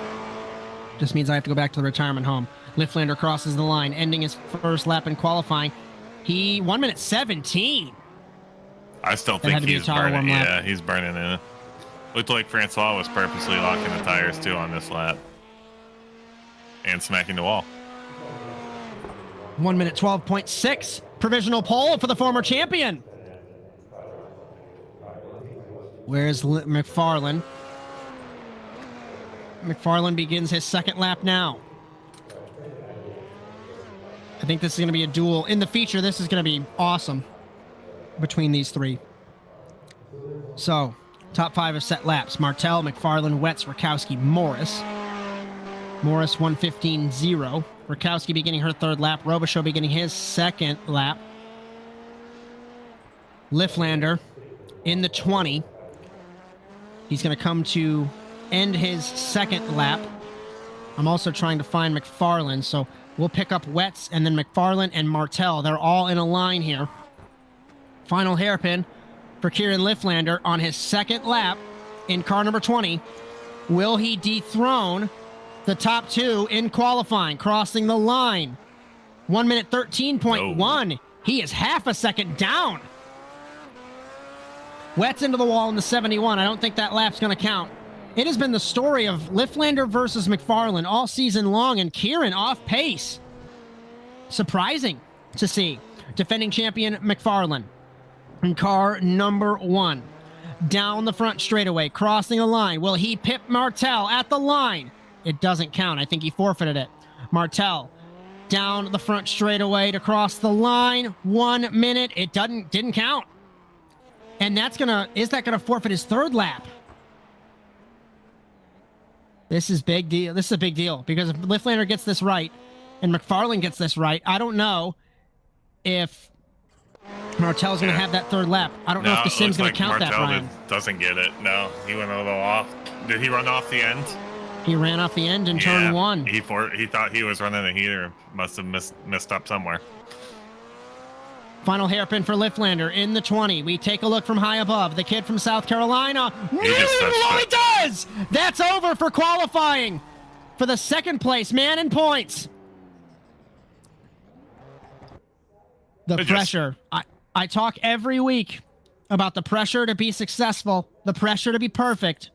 And on something that you're not used to, you still practice a lot. But comparatively speaking, these guys have thousands of laps on those Rallycross tracks. You don't have thousands of laps here.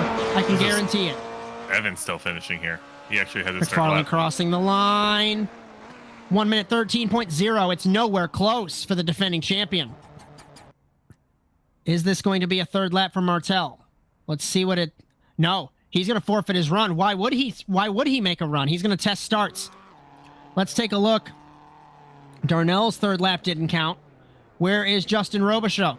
Robichaud's going to have about 20 seconds. Our very own in the 193. He's on his 4th lap, so I don't think he got. My timing's broken.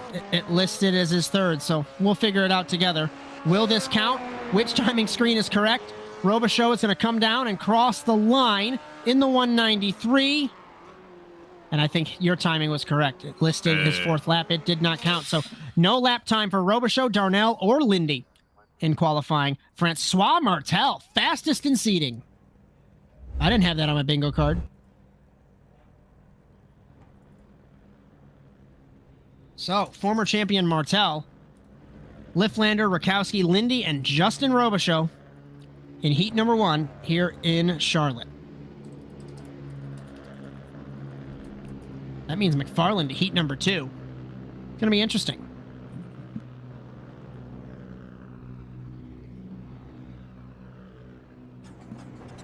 We get ready for heat 1 in Charlotte for supercars.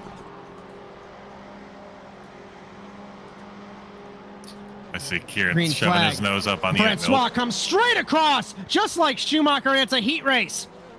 Exiting turn 2. Lifflander off track, gives up some time in the 20. Lindy, Rakowski. Rakowski looks to the inside on Lindy, can't make anything happen. Now, Martell, Lifflander, Rakowski, Lindy, Robichaud. Lifflander looks to the inside on Martell. Remember, these guys don't run a fixed setup, so you can have the setup tuned however you like it. Car length between Martell and Lifflander. And we saw yesterday in lights, if you're just joining us, we saw earlier on in contenders, it has been crazy hard to pass here at Charlotte for the Gymkhana round. You have to do something special to get it right. Down the hill, back up the hill to the final set of hairpins. Martell runs it wide, opens the door for Lifflander on the curb. They touch! Martell saves it. Martell locks up the right rear. Lifflander, oh no. Are we going to be side by side through the final chicane? Put your hard hat on, we're not. Kieran thought better. Into the fence went Martel. To the inside goes Liftlander. Liftlander leads at the end of the first lap. Will we see last of the late breakers? Liftlander's locking up the left rear to get the car to rotate. They touch. Here comes Lindy. 3 cars under a blanket. Martel in second. Liftlander leads. Martel deep on the brakes. The former champion makes it back potentially. Here comes Lindy. Into the fence goes Liftlander. Comes across into Lindy. We've got 3 cars under a blanket still. Into turn 4. Liftlander and Lindy nearly touch. They do. And Lindy, victim of contact again, and Justin Robichaud has to spin in sympathy. And Bryan, this is getting spicy. Can Supers come back here? Supers might come back, and Contenders and Lights might run a shorter layout, because this is getting good already.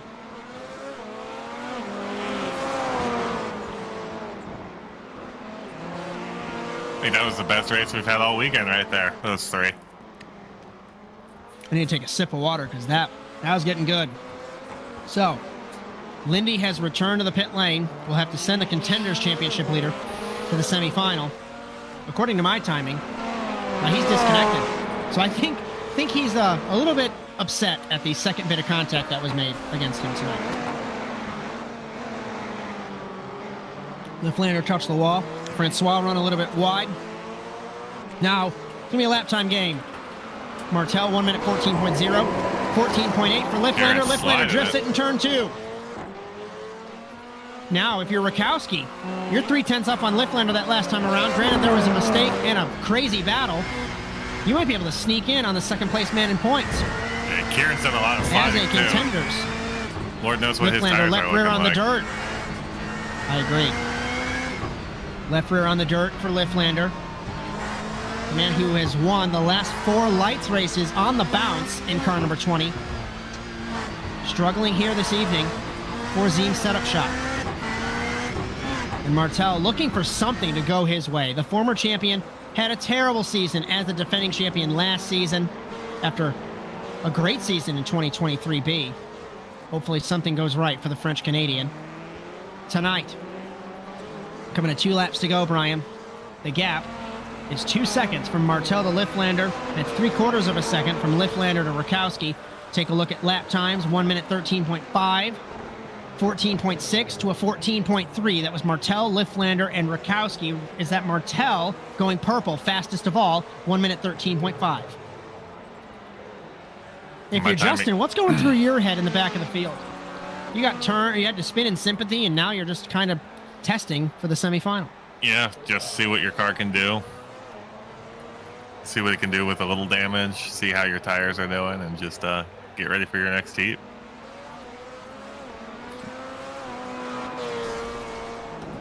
Locking up the left front is Martel. Liftlander trying to chase him down. Rakowski on the outside looking in. And Robichaud getting a few more practice laps. We don't talk about weather too much in NASA Rallycross, of course, but the track is 85 degrees. Clear, air temperature 78. So, reason why I bring this up, and you can correct me if I'm wrong on this, Bryan. Last night, I think it was about 85 all race, and then spiked to 100 degrees in the feature. White flag for Martel, by the way, up front, not missing anything. It spiked to 100 degrees. The track temperature in the warm-up before the feature was like 114.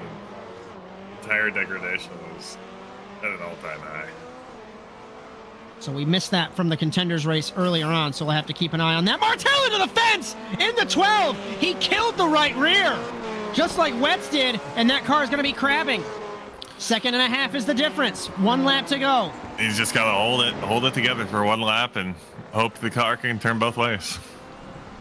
I can tell you though, Liftlander's not going to compromise with second place. Yeah, 2.5 is going to be hard to make up. He smells blood in car number 20. Through the twisty middle sector here in Charlotte. Back out onto the main Roval layout. And then we'll hit the extension for the final corner before the chicane on the front stretch. I think what is nice about this track is if you bang up your steering and your wheels all cockeye, I mean, usually the problem comes about when you're on a straight. Well, there's no real straights here. You're just always turning. Final chicane. Redemption this season for Francois Martel, former champion winning heat number 1, followed by Liftlander who transfers. Best of the rest will be Jess Rakowski, Justin Robichaud, and Matthew Lindy.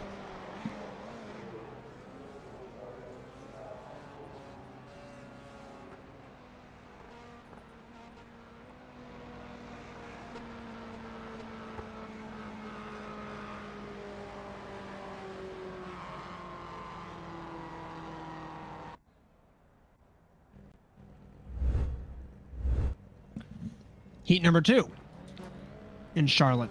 Evan McFarland, Chris Wetz, Matty Morris, and newly crowned winner in NASA Rallycross Contenders, Josh Darnell. Another 5 laps. Top 2 transfer in Charlotte.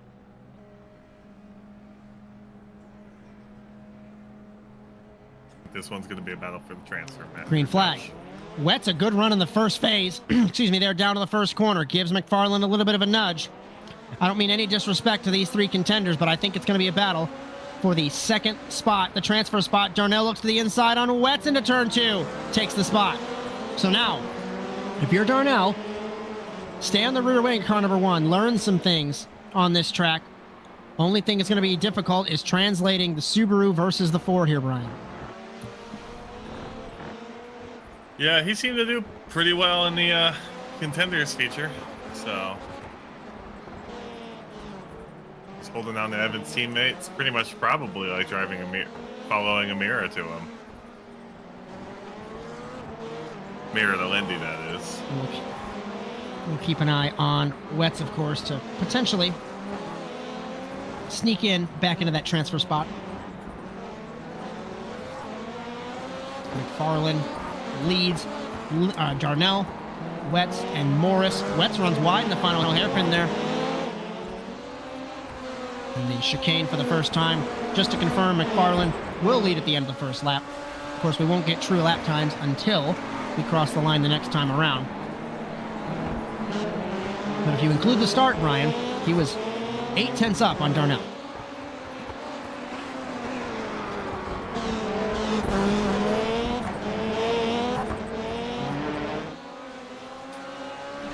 I may or may not be dropping frames here.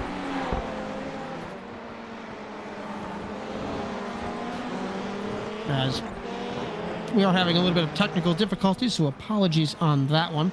Might have to be silent for a bit until we iron it out here.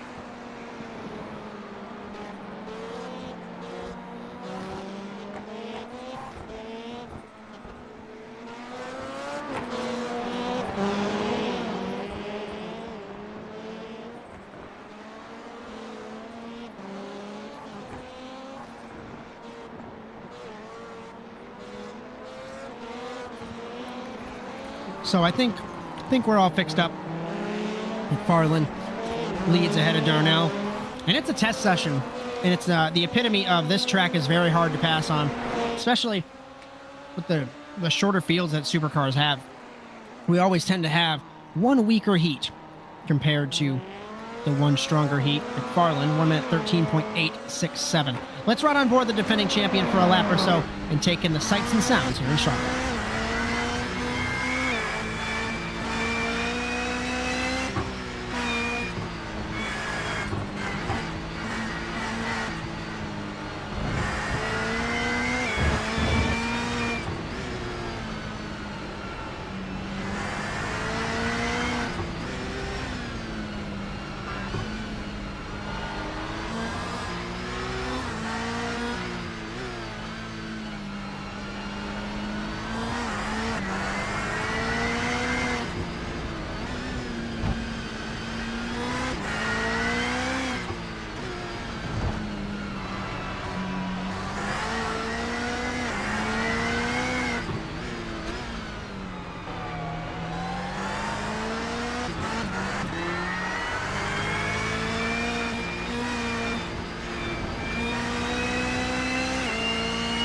McFarland crossing the line. Defending champion still leads 1 minute 13.838. And it's just a practice session for these guys. We take 2 laps to go. The last lap times, or the lap times I should say, into the wall! Was it a commentator's curse on the defending champion, Brian? Or is he just trying to find the absolute maximum that you can get out of this car? It's pretty easy to find the edge of that turn and touch those walls. It's, I think, the deadliest turn here. You touch the wall, your tire rubber hits that tire rubber, and your car just turns into paper mache. Darnell still hanging with the defending champion. 3/10 down was Darnell that last time around. McFarlane leads Darnell, leads Wetz, leads Morris in heat number 2. Remember, top 2 will transfer out of this race. The other 2 go to the semifinal to go for the last 2 spots on the grid this evening. And McFarlane will take the white flag here in heat number 2. The kid from California is tied with Alex Abetti for 11th all-time on the wins list. He's got 8. He's got 1 to tie Luke Krause, the former series champion, for 10th on the wins list. And it is a stacked list from 10th up. Luke Krause with 9, Sindre Silva with 10, Jake Robertson with 11, Connor Parisi with 12, Dylan Livingood with 13, Francois Martel with 16. He's 5th, and he's the winningest active modern era driver. Then it's Cody Erdman with 18, Chris Wetz with 20, Philip Krause with 24. And I hate to say this, but it's me at the top with 40. And it's interesting to see the ebb and flow Josh? Where am of I? these guys. Bryan Sawyer, Last. you are nowhere in supercars, but I think you're like 2nd or 3rd in lights. I told Kieran that he can't race at Phoenix because you have to race and win the last race to continue your streak there. I know, I need the tradition. So, you just need to get good, scrub, as you always tell me. Final hairpin through the final chicane for the final time, and it'll be Evan McFarlane, defending champion, winning a subdued heat number 2, Hot Lap Central here in Charlotte. He'll be on the outside pole, battling Francois Martel, his former teammate, transferring Darnell, best of the rest, Wetz, and Morris to the semifinal.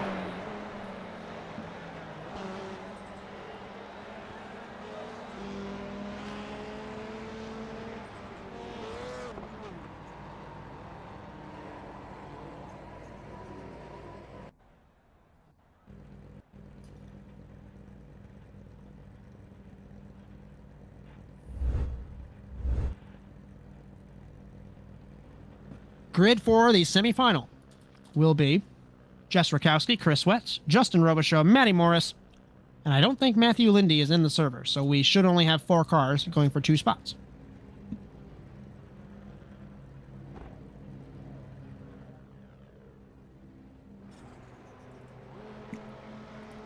We're revving him up. No Lindy. I don't blame him after the contact in turn 2. Green flag in the semifinal. I would have stuck it out. You're doing pretty well Rakowski, in the Supercar Championship.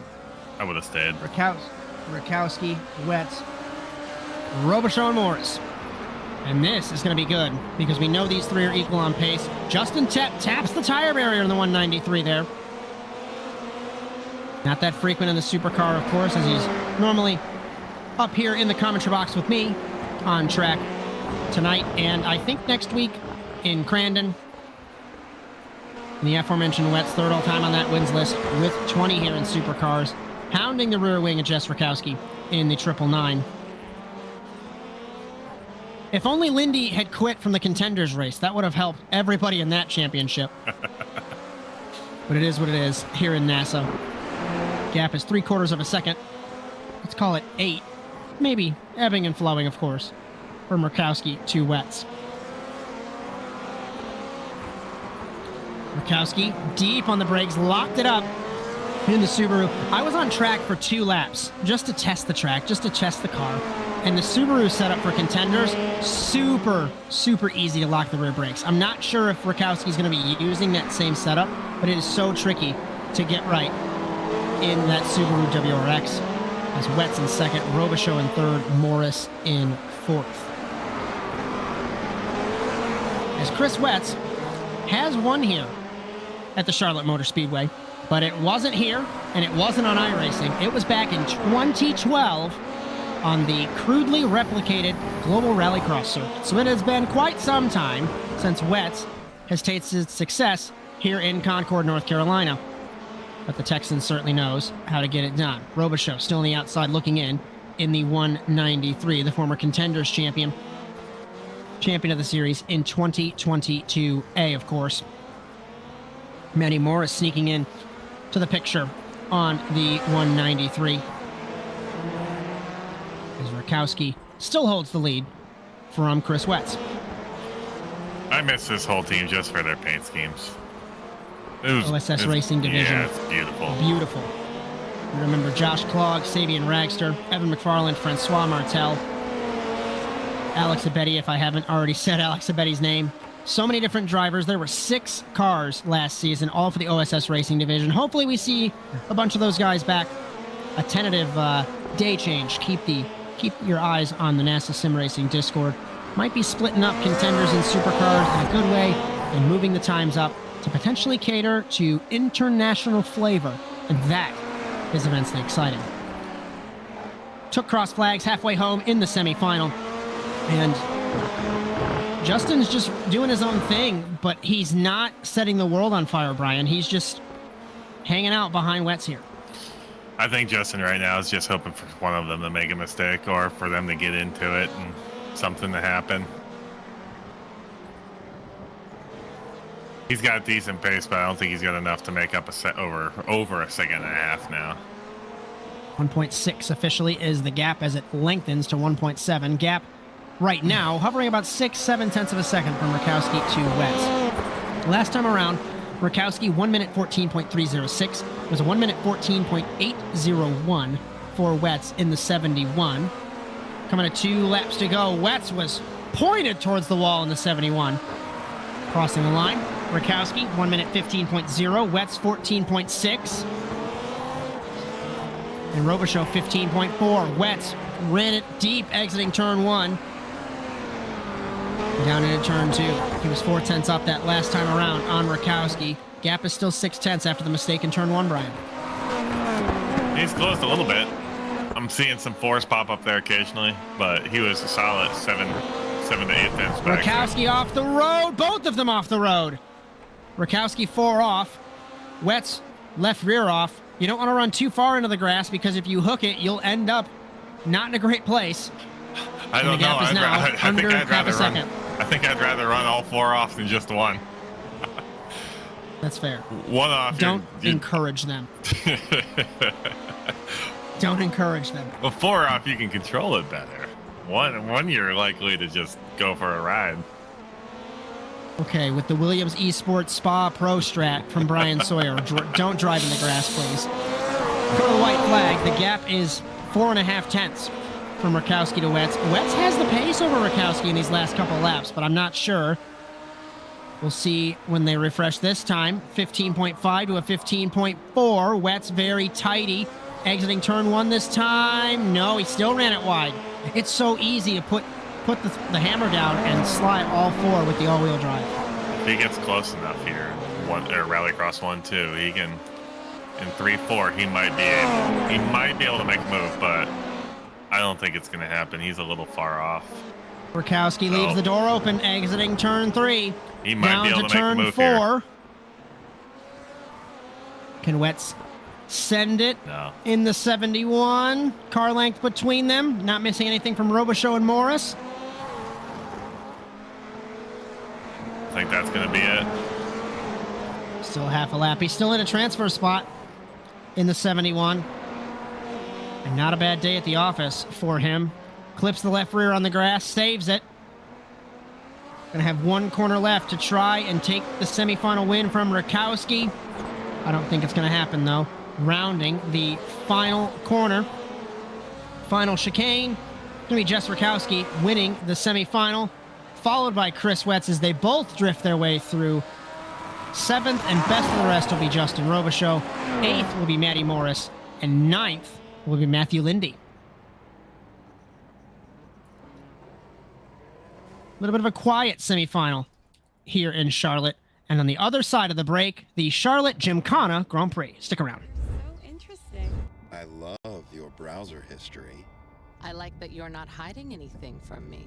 By the way, nice IP address. I like your neighborhood. You are so special. This ad is just for you. I learned so many things from you. You are so generous. With your personal data. Switch on privacy, switch off trackers and viruses. Go to NordVPN.com. NordVPN. Safely be you.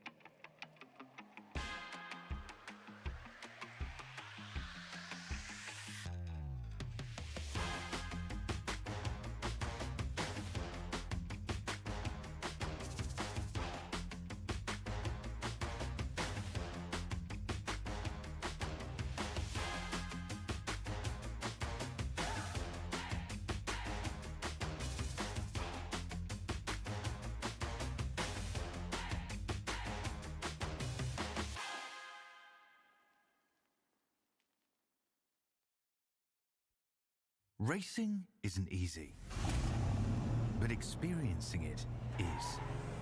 iRacing puts you in the driver's seat with the industry's leading sim racing game. Drive on laser scan replicas of the greatest racing circuits from around the world. Go head-to-head against other drivers chosen by skill-based matchmaking to ensure competitive racing at every level. Compete across all your favorite series. In officially licensed cars, engineered to deliver the most accurate driving experience possible.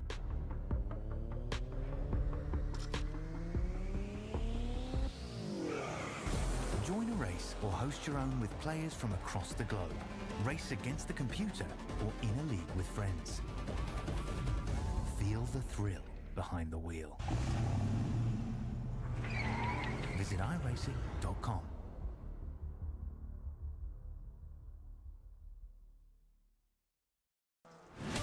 Absolutely be doing what he has to do. He has to go for the championship. He has to recover the points that he lost. He's down the race, takes the lead in the 12.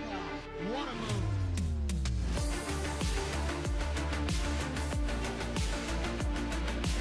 And he takes the lead and holds it. Side between these two in the turn one. This is going to get spicy.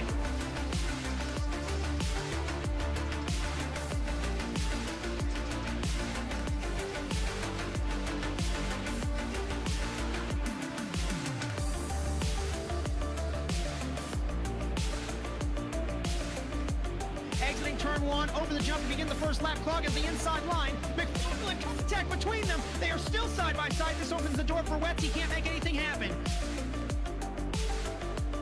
From the 26, he has not won in quite some time. Dragster acing the entry to turn one, up Eddie to the inside of Magnus, gives him a nudge.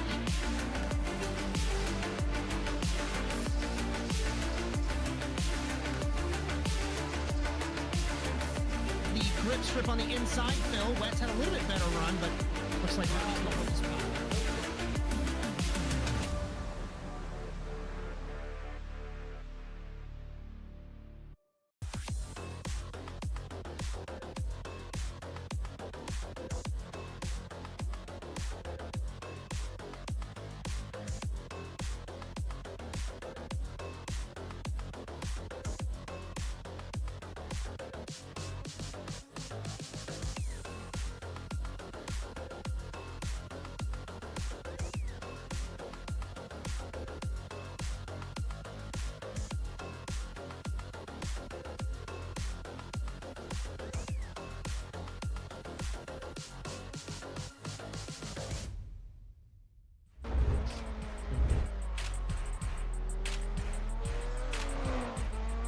We welcome you back to round 263 of the championship overall, round 7 of the 30th season, and round 1 of the Velocity Pixels Endurance Cup for the Overwatch Specialty Service NASA Rallycross Challenge here in Charlotte, North Carolina.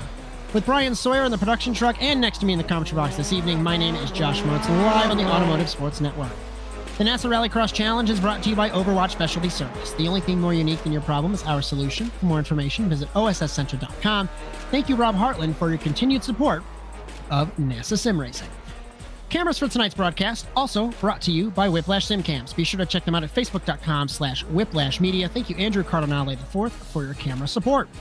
Our coverage on ASN tonight also brought to you by NordVPN. For up to 71% off a 2-year plan with 3 months free, visit nordvpn.com/ASNTVUSA. And finally, the intro music for the NASA World feed produced by our very own Alex Abetti. If you like what you see, be sure to like and subscribe to the Automotive Sports Network on Facebook, Instagram, TikTok, and YouTube, and ring the bell to be notified of our live streams on Sunday, Monday, Tuesday, and Thursday, along with our short-form video content courtesy of Jess Rakowski. If you'd like to race in NASA, we have something for everyone, including we are starting a EA WRC League, which is going to be pretty sweet. All the info is at nasasimracing.com. A couple programming notes before we get some predictions. OSRL Cup Series tomorrow at the Daytona International Speedway, nearly 8:30 p.m. Eastern Time. Victor Valley in the production truck. Justin Robichaud next to me. My name is Josh Mertz for that one. Gonna be super cool. I said it was like 10 years since ASN's covered stock cars. We did Solstice Racing back in 2019 here on ASN with our former friends at HVMP. We were bouncing back and forth there. So it's still been 5 years. OSRL GT Round 8, Circuit de la Spa, or Circuit de... Words are very, very hard. I cannot read scripts today. I apologize. Circuit de Spa-Francorchamps in Belgium. Bryan, stop roasting me. Thursday, May 2nd, 8:30 p.m. Eastern Time. Bryan Sawyer, Cody Erdman, myself, Josh Mertz for that. TWRS setups, NASA Rallycross lights in Crandon, round 8. That's going to be Sunday, May 5th, 9 p.m. Eastern Time. Victor Valley, James Watson, Jared Lott. And our next round for the Overwatch Specialty Service NASA Rallycross Challenge, also in Crandon, next Monday, May 6th, 8:30 p.m. Eastern Time. Bryan Sawyer, and I think myself, Josh Mertz for that, as Justin Robichaud will be back on track for the Endurance Cup. And it has been a long night. It has been very hard to pass. I wouldn't say I'm frustrated because it's still been a good race, but I think frustrated is the only word. What are you thinking about the feature now that all 3 that have been under a blanket in qualifying are going to be in this race? Can I tell you after turn 1? I'm hoping we get another Heat 1 battle like we had there, just with swapping Evan for Lindy. And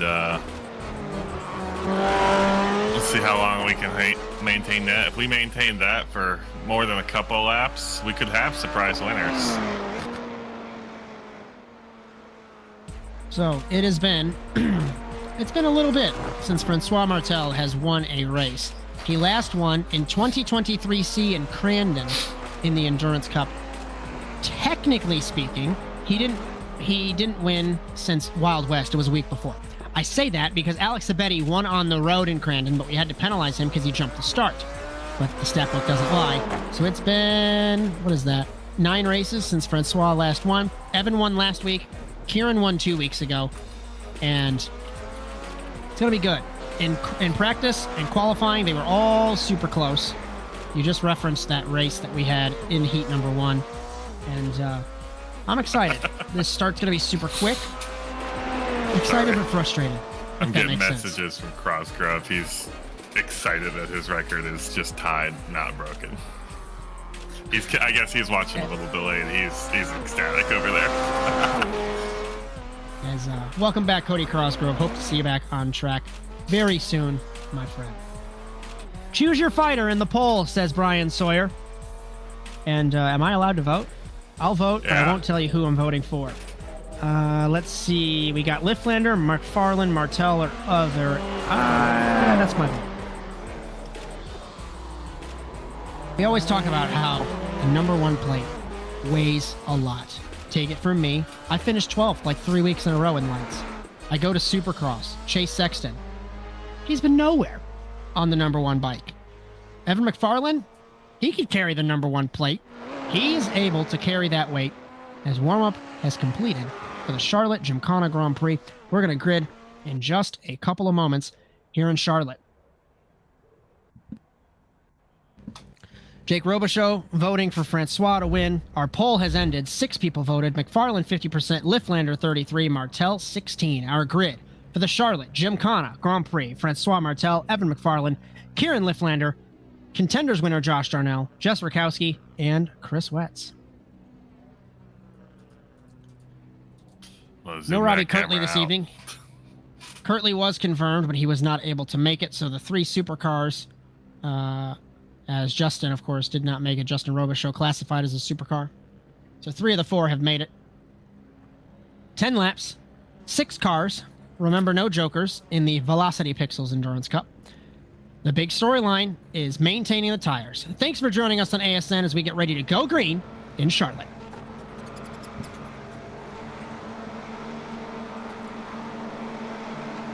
We go green in North Carolina, off the line. What a start from Darnell! The Lifflander comes across into turn 1. It's such a small run down to the first corner. Martel cut across, McFarland cut across, Lifflander cut across. Everybody emulating Michael Schumacher down to turn 1. Martel leads McFarland, leads Lifflander. And let me tell you, the last time that Martel and Lifflander were this close to each other, it was Wild West. Last season, or sorry, 2 seasons ago, when they were teammates. Last season, correction there. Martel leads, exiting the double apex into the infield for the first time. McFarland runs a pinch wide. Lifflander, doesn't want to wait. Martel locks it up. Lifflander trying to find a way around, bumping car number 1 numerous times through the double apex left-hander. Darnell battling Rakowski, battling Wetz. I think it's going to have 2 classes of cars here battling in this race. Martel trying to pull away, 3/4 of a second. I'm absolutely shocked Darnell did not get a black flag for jumping the start. He was off the line before anybody else had moved. I don't think Kieran was ready for that at all. Kieran came over not expecting him to be right there. At the end of the first lap, Martel leads ahead of McFarland, ahead of Lifflander. The top 2 are not teammates now. They were teammates when they dueled in Arizona last season. And Martel, of course, the first lap time doesn't necessarily matter. We'll wait and see when they roll through. Lifflander's lost time, there, to McFarland, and Martel locked up the left rear going into turn 2, Bryan.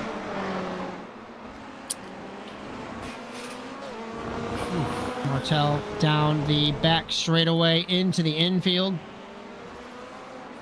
Ebbing and flowing. The gap still 3/4 of a second. It's a further second back. Lifflander struggling, Bryan. Darnell all over the rear wing, a second place man in points. And this is not what Lifflander needs. His front end looks a little banged up. I don't know if trying to scoot Evan out of the way there did him any help.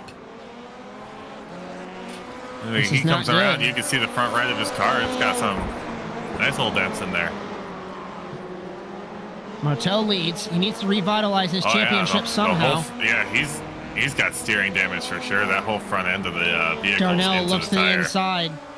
It did not turn to the left, did Lifflander, and Lifflander might have to cede this. And what's going to hurt him, and also kind of be his saving grace, is these Endurance Cup rounds score as 1 race combined. So if he can hang on, he might be able to salvage some results next week. But Darnell holding the spot. Lifflander goes to the inside. The car's not going to turn. Darnell's going to give him room. Top 2. We haven't missed anything. It's the battle for third. I'm getting info from outside sources that on lap 1, Kieran hit the... Rakowski battles with Kieran. Sorry, Bryan. Continue. Yeah, Kieran hit the final chicane on the left-hander there, going through the last 2 turns, and just messed up his tires. Thank you for the outside informant, whoever you may be. Appreciate that one there. So Lifflander falling down the order, and the only thing that's going to hurt him is it's not like he's going to be able to be saved from this bad result. He hits Rakowski, slides in the 20. Wetz is going to get by them both, and this is going to put Lifflander 6th. The only problem is it's still going to put him in the hole for the Endurance Cup conclusion next week in Crandon, which will affect him in the points against Evan. Back up front, it's a 1.5 seconds from Martel to McFarland. McFarland drifts through turn 1. Darnell comfortably in third now. And Liftlander's calling it a night, Bryan. He is pulling it off in the 20. It is over for second place in points. McFarland. McFarland into the fence. Do you think he knows that Liftlander just retired? He's got to know. It says the disconnect notice. Yeah, he's got to know, but he just he probably just looked up at that, saw it, and just slammed it into the wall because his front side is now all messed up too. Steering so sensitive on these Rallycross cars. Close look there, yeah. His front right's just dented in just like Kieran's was. So let's see if he Wetz can manage has made a it mistake better. in the 71. He clipped the grass and spun it in the 71. He loses the spot to Rakowski. So this is going to make it very hard, especially with McFarland being up front as frequent as he is. Very hard for Liftlander to recover. I would say if Liftlander finishes first or second next week, he might average to about third or fourth, but you can't finish off the podium in supercars. When you have so few cars and such a huge discrepancy in points, take it from me, old man Tangent Bryant, sorry, but in 2017, I was on the podium in every single race. You have to in order to win the championship when your competition is this stiff. So Martel takes lap 5, 1 minute 15.3. After the mistake, McFarland, 1 minute 18.5 for the kid from California. It's like a race of old, battling the track and surviving attrition, especially with the tires wearing as much as they are. And Wetz has parked it too in the 71. We might have a battle. We only have 4 cars left. Attrition reigning supreme here this evening.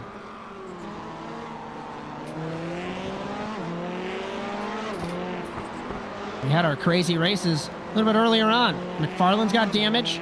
Darnell's got a clean car. Rakowski's got some damage. Martel's got a clean car. So, can we see Darnell sneak into the points leader's position here? Or past the points leader, I should say. Because McFarland, his car's going to be struggling turning right with that damage. Yeah, it looks like Darnell's just getting through like that turn right there, just a lot smoother than Evan. Halfway home for Martel, 1 minute 15.4. 1 minute 16.2 for McFarland. 1 minute 16.9 for Darnell. Deep into turn 1 is our newly minted Contenders race winner. Thanks to everyone for hanging out with us. It's been a grueling night. Darnell's just hit the tire barrier, so I think that kind of watches his chances of catching up unless there's a mistake for McFarland. The only clean car is the race leader, Francois Martel. 6 seconds is the gap. Don't say that, Josh. You know what you're going to do. You don't think I've done that over the last 12 years? Victor Valley sent me a number tonight. Why are you going on a tangent? Let me finish. This is my 332nd broadcast on ASN, and I guarantee you, for 300 of those, commentators' curses have happened. It's just the nature of the beast. Martel's last lap, 15.4. He is comfortably 6.5 seconds ahead of Evan McFarland, who is struggling in car number 1. Still looking good for the points lead, but like we mentioned so many times before, this race technically, unless I'm not going to make any sense, feel free to correct me, this race technically tonight won't count for points because the Endurance Cup isn't over yet, but you can correct me if I'm wrong. I mean, we count them, we'll display them because, I mean, it still attributes the points to how they are, like, where they're in the Endurance Championship, what place they're in. So, I mean, it still looks at that, but, yeah. So I'm actually looking at some points right now. It's still looking like a 6-point gap between Evan and Kieran if it ends how it is right now. That's impressive. So it's not terrible. It's manageable. Let's ride on board our race leader, Francois Martel, and take us around here in Charlotte.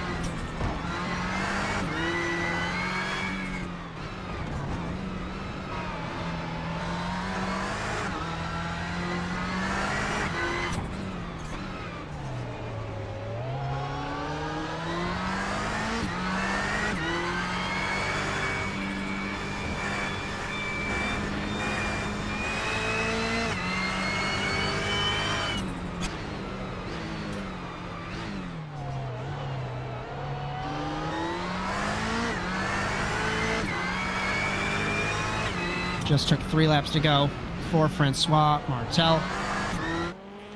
And it's been a while, like we mentioned, for Francois Martel. If he can close it out in the next couple laps, he's going to get his 17th career win. That's going to make him one step closer to tying Cody Erdman for 4th on the wins list. I think it might have been you. I think it might have been Justin. I don't remember who it was. They asked me, what happens if someone reaches your total?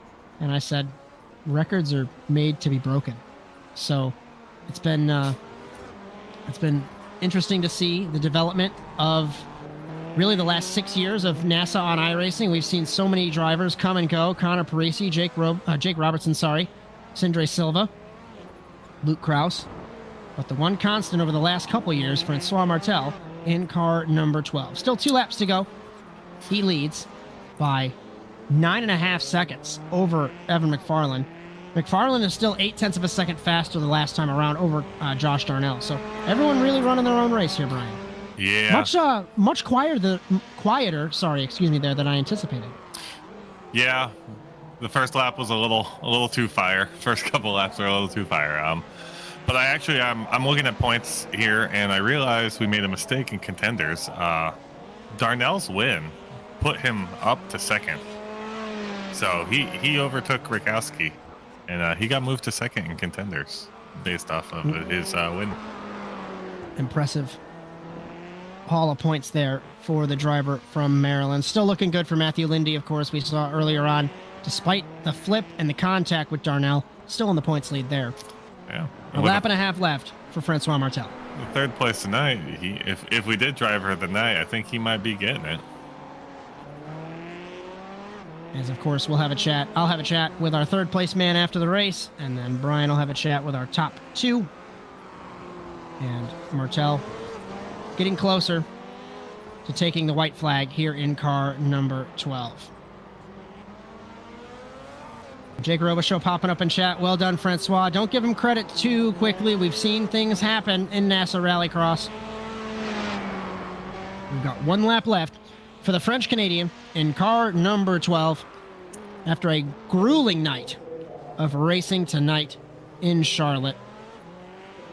1 minute 16.490. And we didn't talk about the weather, Brian. I know it's better late than never.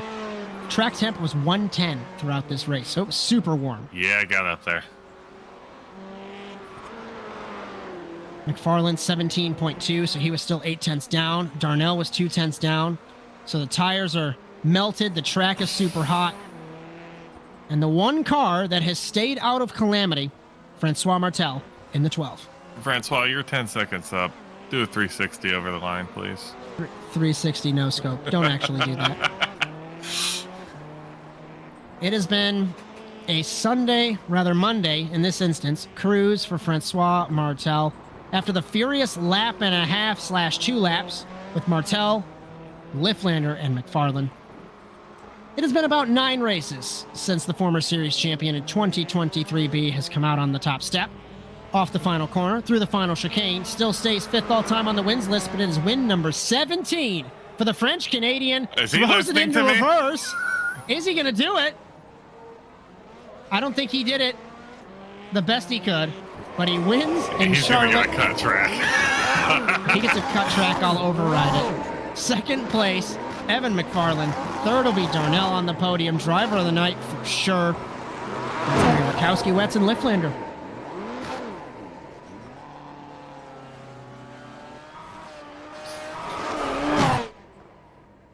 Quiet race, but still super entertaining. We get classification there. Confirming the results. And Evan McFarlane pops up in chat. Good to see you up on the top step of the podium again. Great sportsmanship from our defending champion, Evan McFarlane. So, we're going to do this a little bit out of order, as I'm not sure where Darnell is, and I'm not sure where Francois is. Just kidding. Darnell's here. Josh Darnell, having a second chat with you. My first question is, how was your race? And second, the track was super warm. So talk me through the tires getting eaten alive out there. Yeah. So after Lindy and not Lindy, sorry, that's force of habit. After Kieran and I were going down after turn 1, going down to second straightaway. I clipped the inside wall with the tire somehow, and oh my god, did that ruin the suspension. So like the car was constantly wanting, like it just didn't want to turn right, like for the longest time. I Yeah, I don't know what like the last race it was so cold out and it was like easy to go grip, but in this race, man, like after lap like 3, I was sliding all over the place. I wasn't expecting that at all. So, but still a ton of fun. Great win by Francois.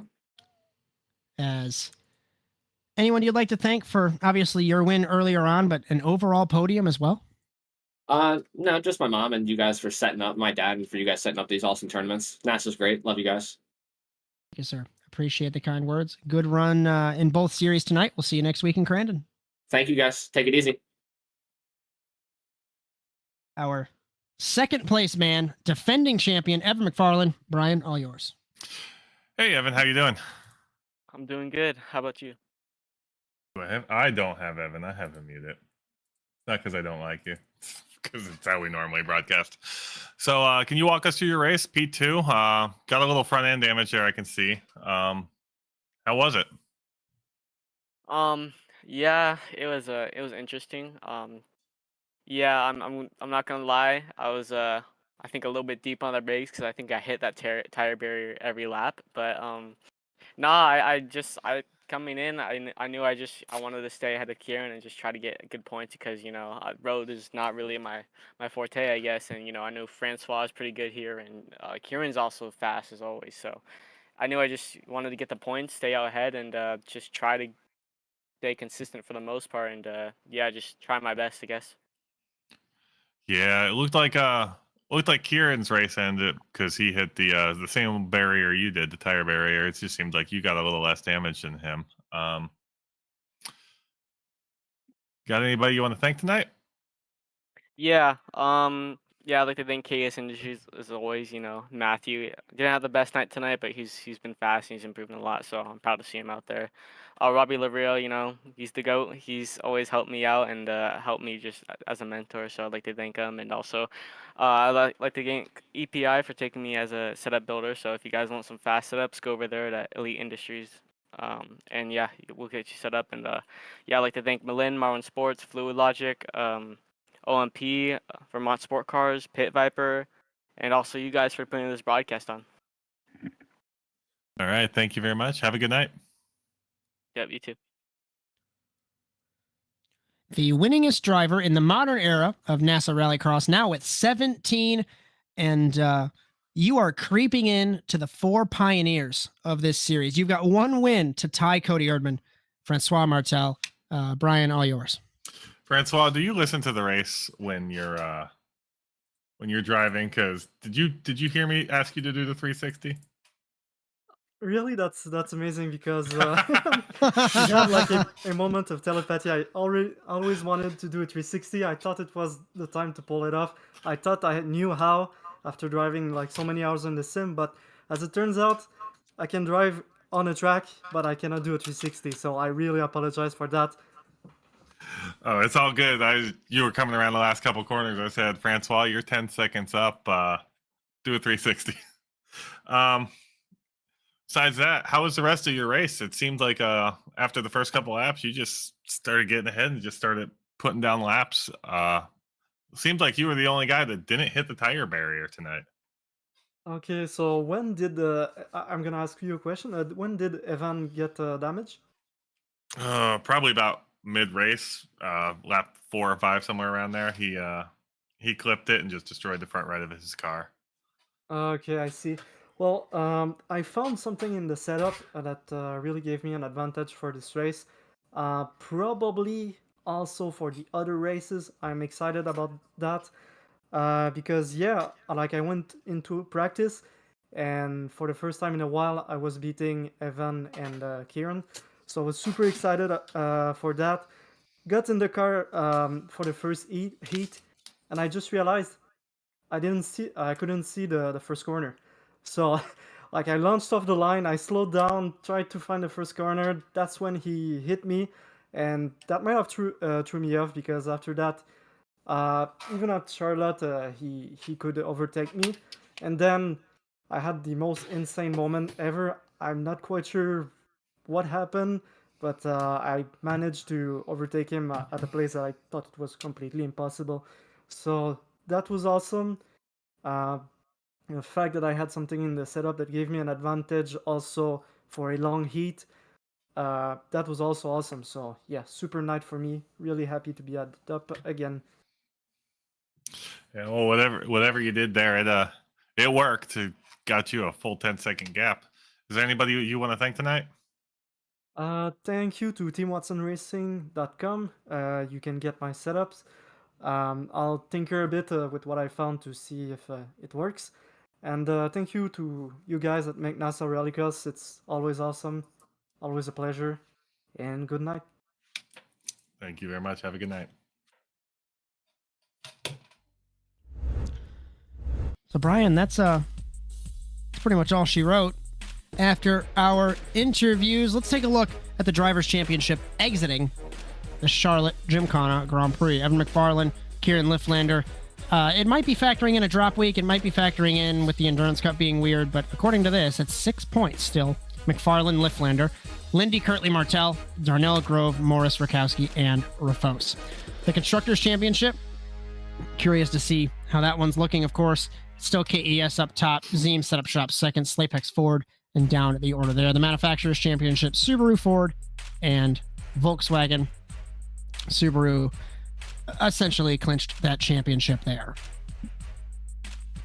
A couple programming notes before we say goodnight here on the Automotive Sports Network.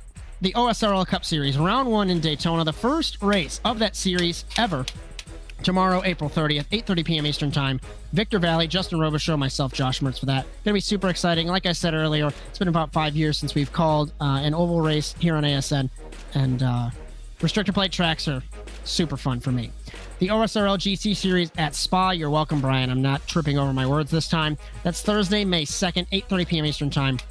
Bryan Sawyer, Cody Erdman, myself, Josh Mertz for that. The TWRS NASA Rallycross Lights, Round 8 in Crandon, Sunday, May 5th, 9 p.m. Eastern Time. Victor Valley, James Watson, Jared Lott for that. Concluding the Endurance Cup for Lights and Supercars and Contenders as the NASA Rallycross Challenge, Overwatch Specialty Service NASA Rallycross Challenge, also in Crandon next Monday, May 6th, 8 p.m. Eastern Time. Bryan Sawyer, myself, Josh Mertz for that. Unless Justin wants to be in the car again. Otherwise, he'll be here. We'll have to see. The NASA Rallycross Challenge brought to you by Overwatch Specialty Service. The only thing more unique than your problem is our solution. For more information, visit OSScenter.com. Thank you, Rob Hartland, for your continued support of NASA Sim Racing. And don't forget, NASA Rallycross Contenders is presented by the Virtual Gaming Alliance. Don't be a real dork, be a virtual one. Shop now at vtrl-alliance.square.site. Thank you, Dylan Thomas, as presenting sponsor of NASA Rallycross Contenders. Cameras for tonight's broadcast brought to you by Whiplash SimCams. Be sure to check them out at facebook.com/Whiplash Media. Thank you, Andrew Cardinale IV, for your camera support. And our coverage on ASN tonight also brought to you by NordVPN. For up to 71% off a 2-year plan with 3 months free, visit nordvpn.com/ASNTVUSA. And finally, the intro music for the NASA World feed produced by our very own Alex Sabetti. If you like what you see, be sure to like and subscribe to the Automotive Sports Network on Facebook, Instagram, TikTok, and YouTube, and ring the bell to be notified of our live streams on Sunday, Monday, Tuesday, and Thursday, along with our short-form video content courtesy of Jess Rakowski. If you'd like to race in NASA, we have something for everyone, and all the info is at nasasimracing.com. Bryan Sawyer, it has been a long night. Give me a final thought, and we'll wrap it up. Well, the racing here was a little better than it was last night, but I'm still not a fan of the track. I don't think we should come back. But I do like the road course. I kind of like one road, one off-road. I think that format should stay. But that's about it. Might go back to Lime Rock or go to Barber Motorsports Park next season. You've been an advocate of that Barber layout. I just want to see like 4 cars at the same time try and rip the hairpin. That'd be super fun. The checkered flag falls on the evening. From all of us at the Automotive Sports Network, from Jess Rakowski, Victor Valley, Jared Lott, Chad Irvine, Philip Kraus, Justin Robichaud, Cody Erdman, James Watson, and Bryan Sawyer. My name is Josh Mertz, as we hope you enjoyed today's coverage of the Overwatch Specialty Service NASA Rallycross Challenge tonight from Charlotte. We congratulate our Contender Series winner, first-time winner Josh Darnell, and Supercars winner Francois Martel. Be sure to join us tomorrow for the OSRL Cup Series in Daytona Beach. But until then, so long, everyone.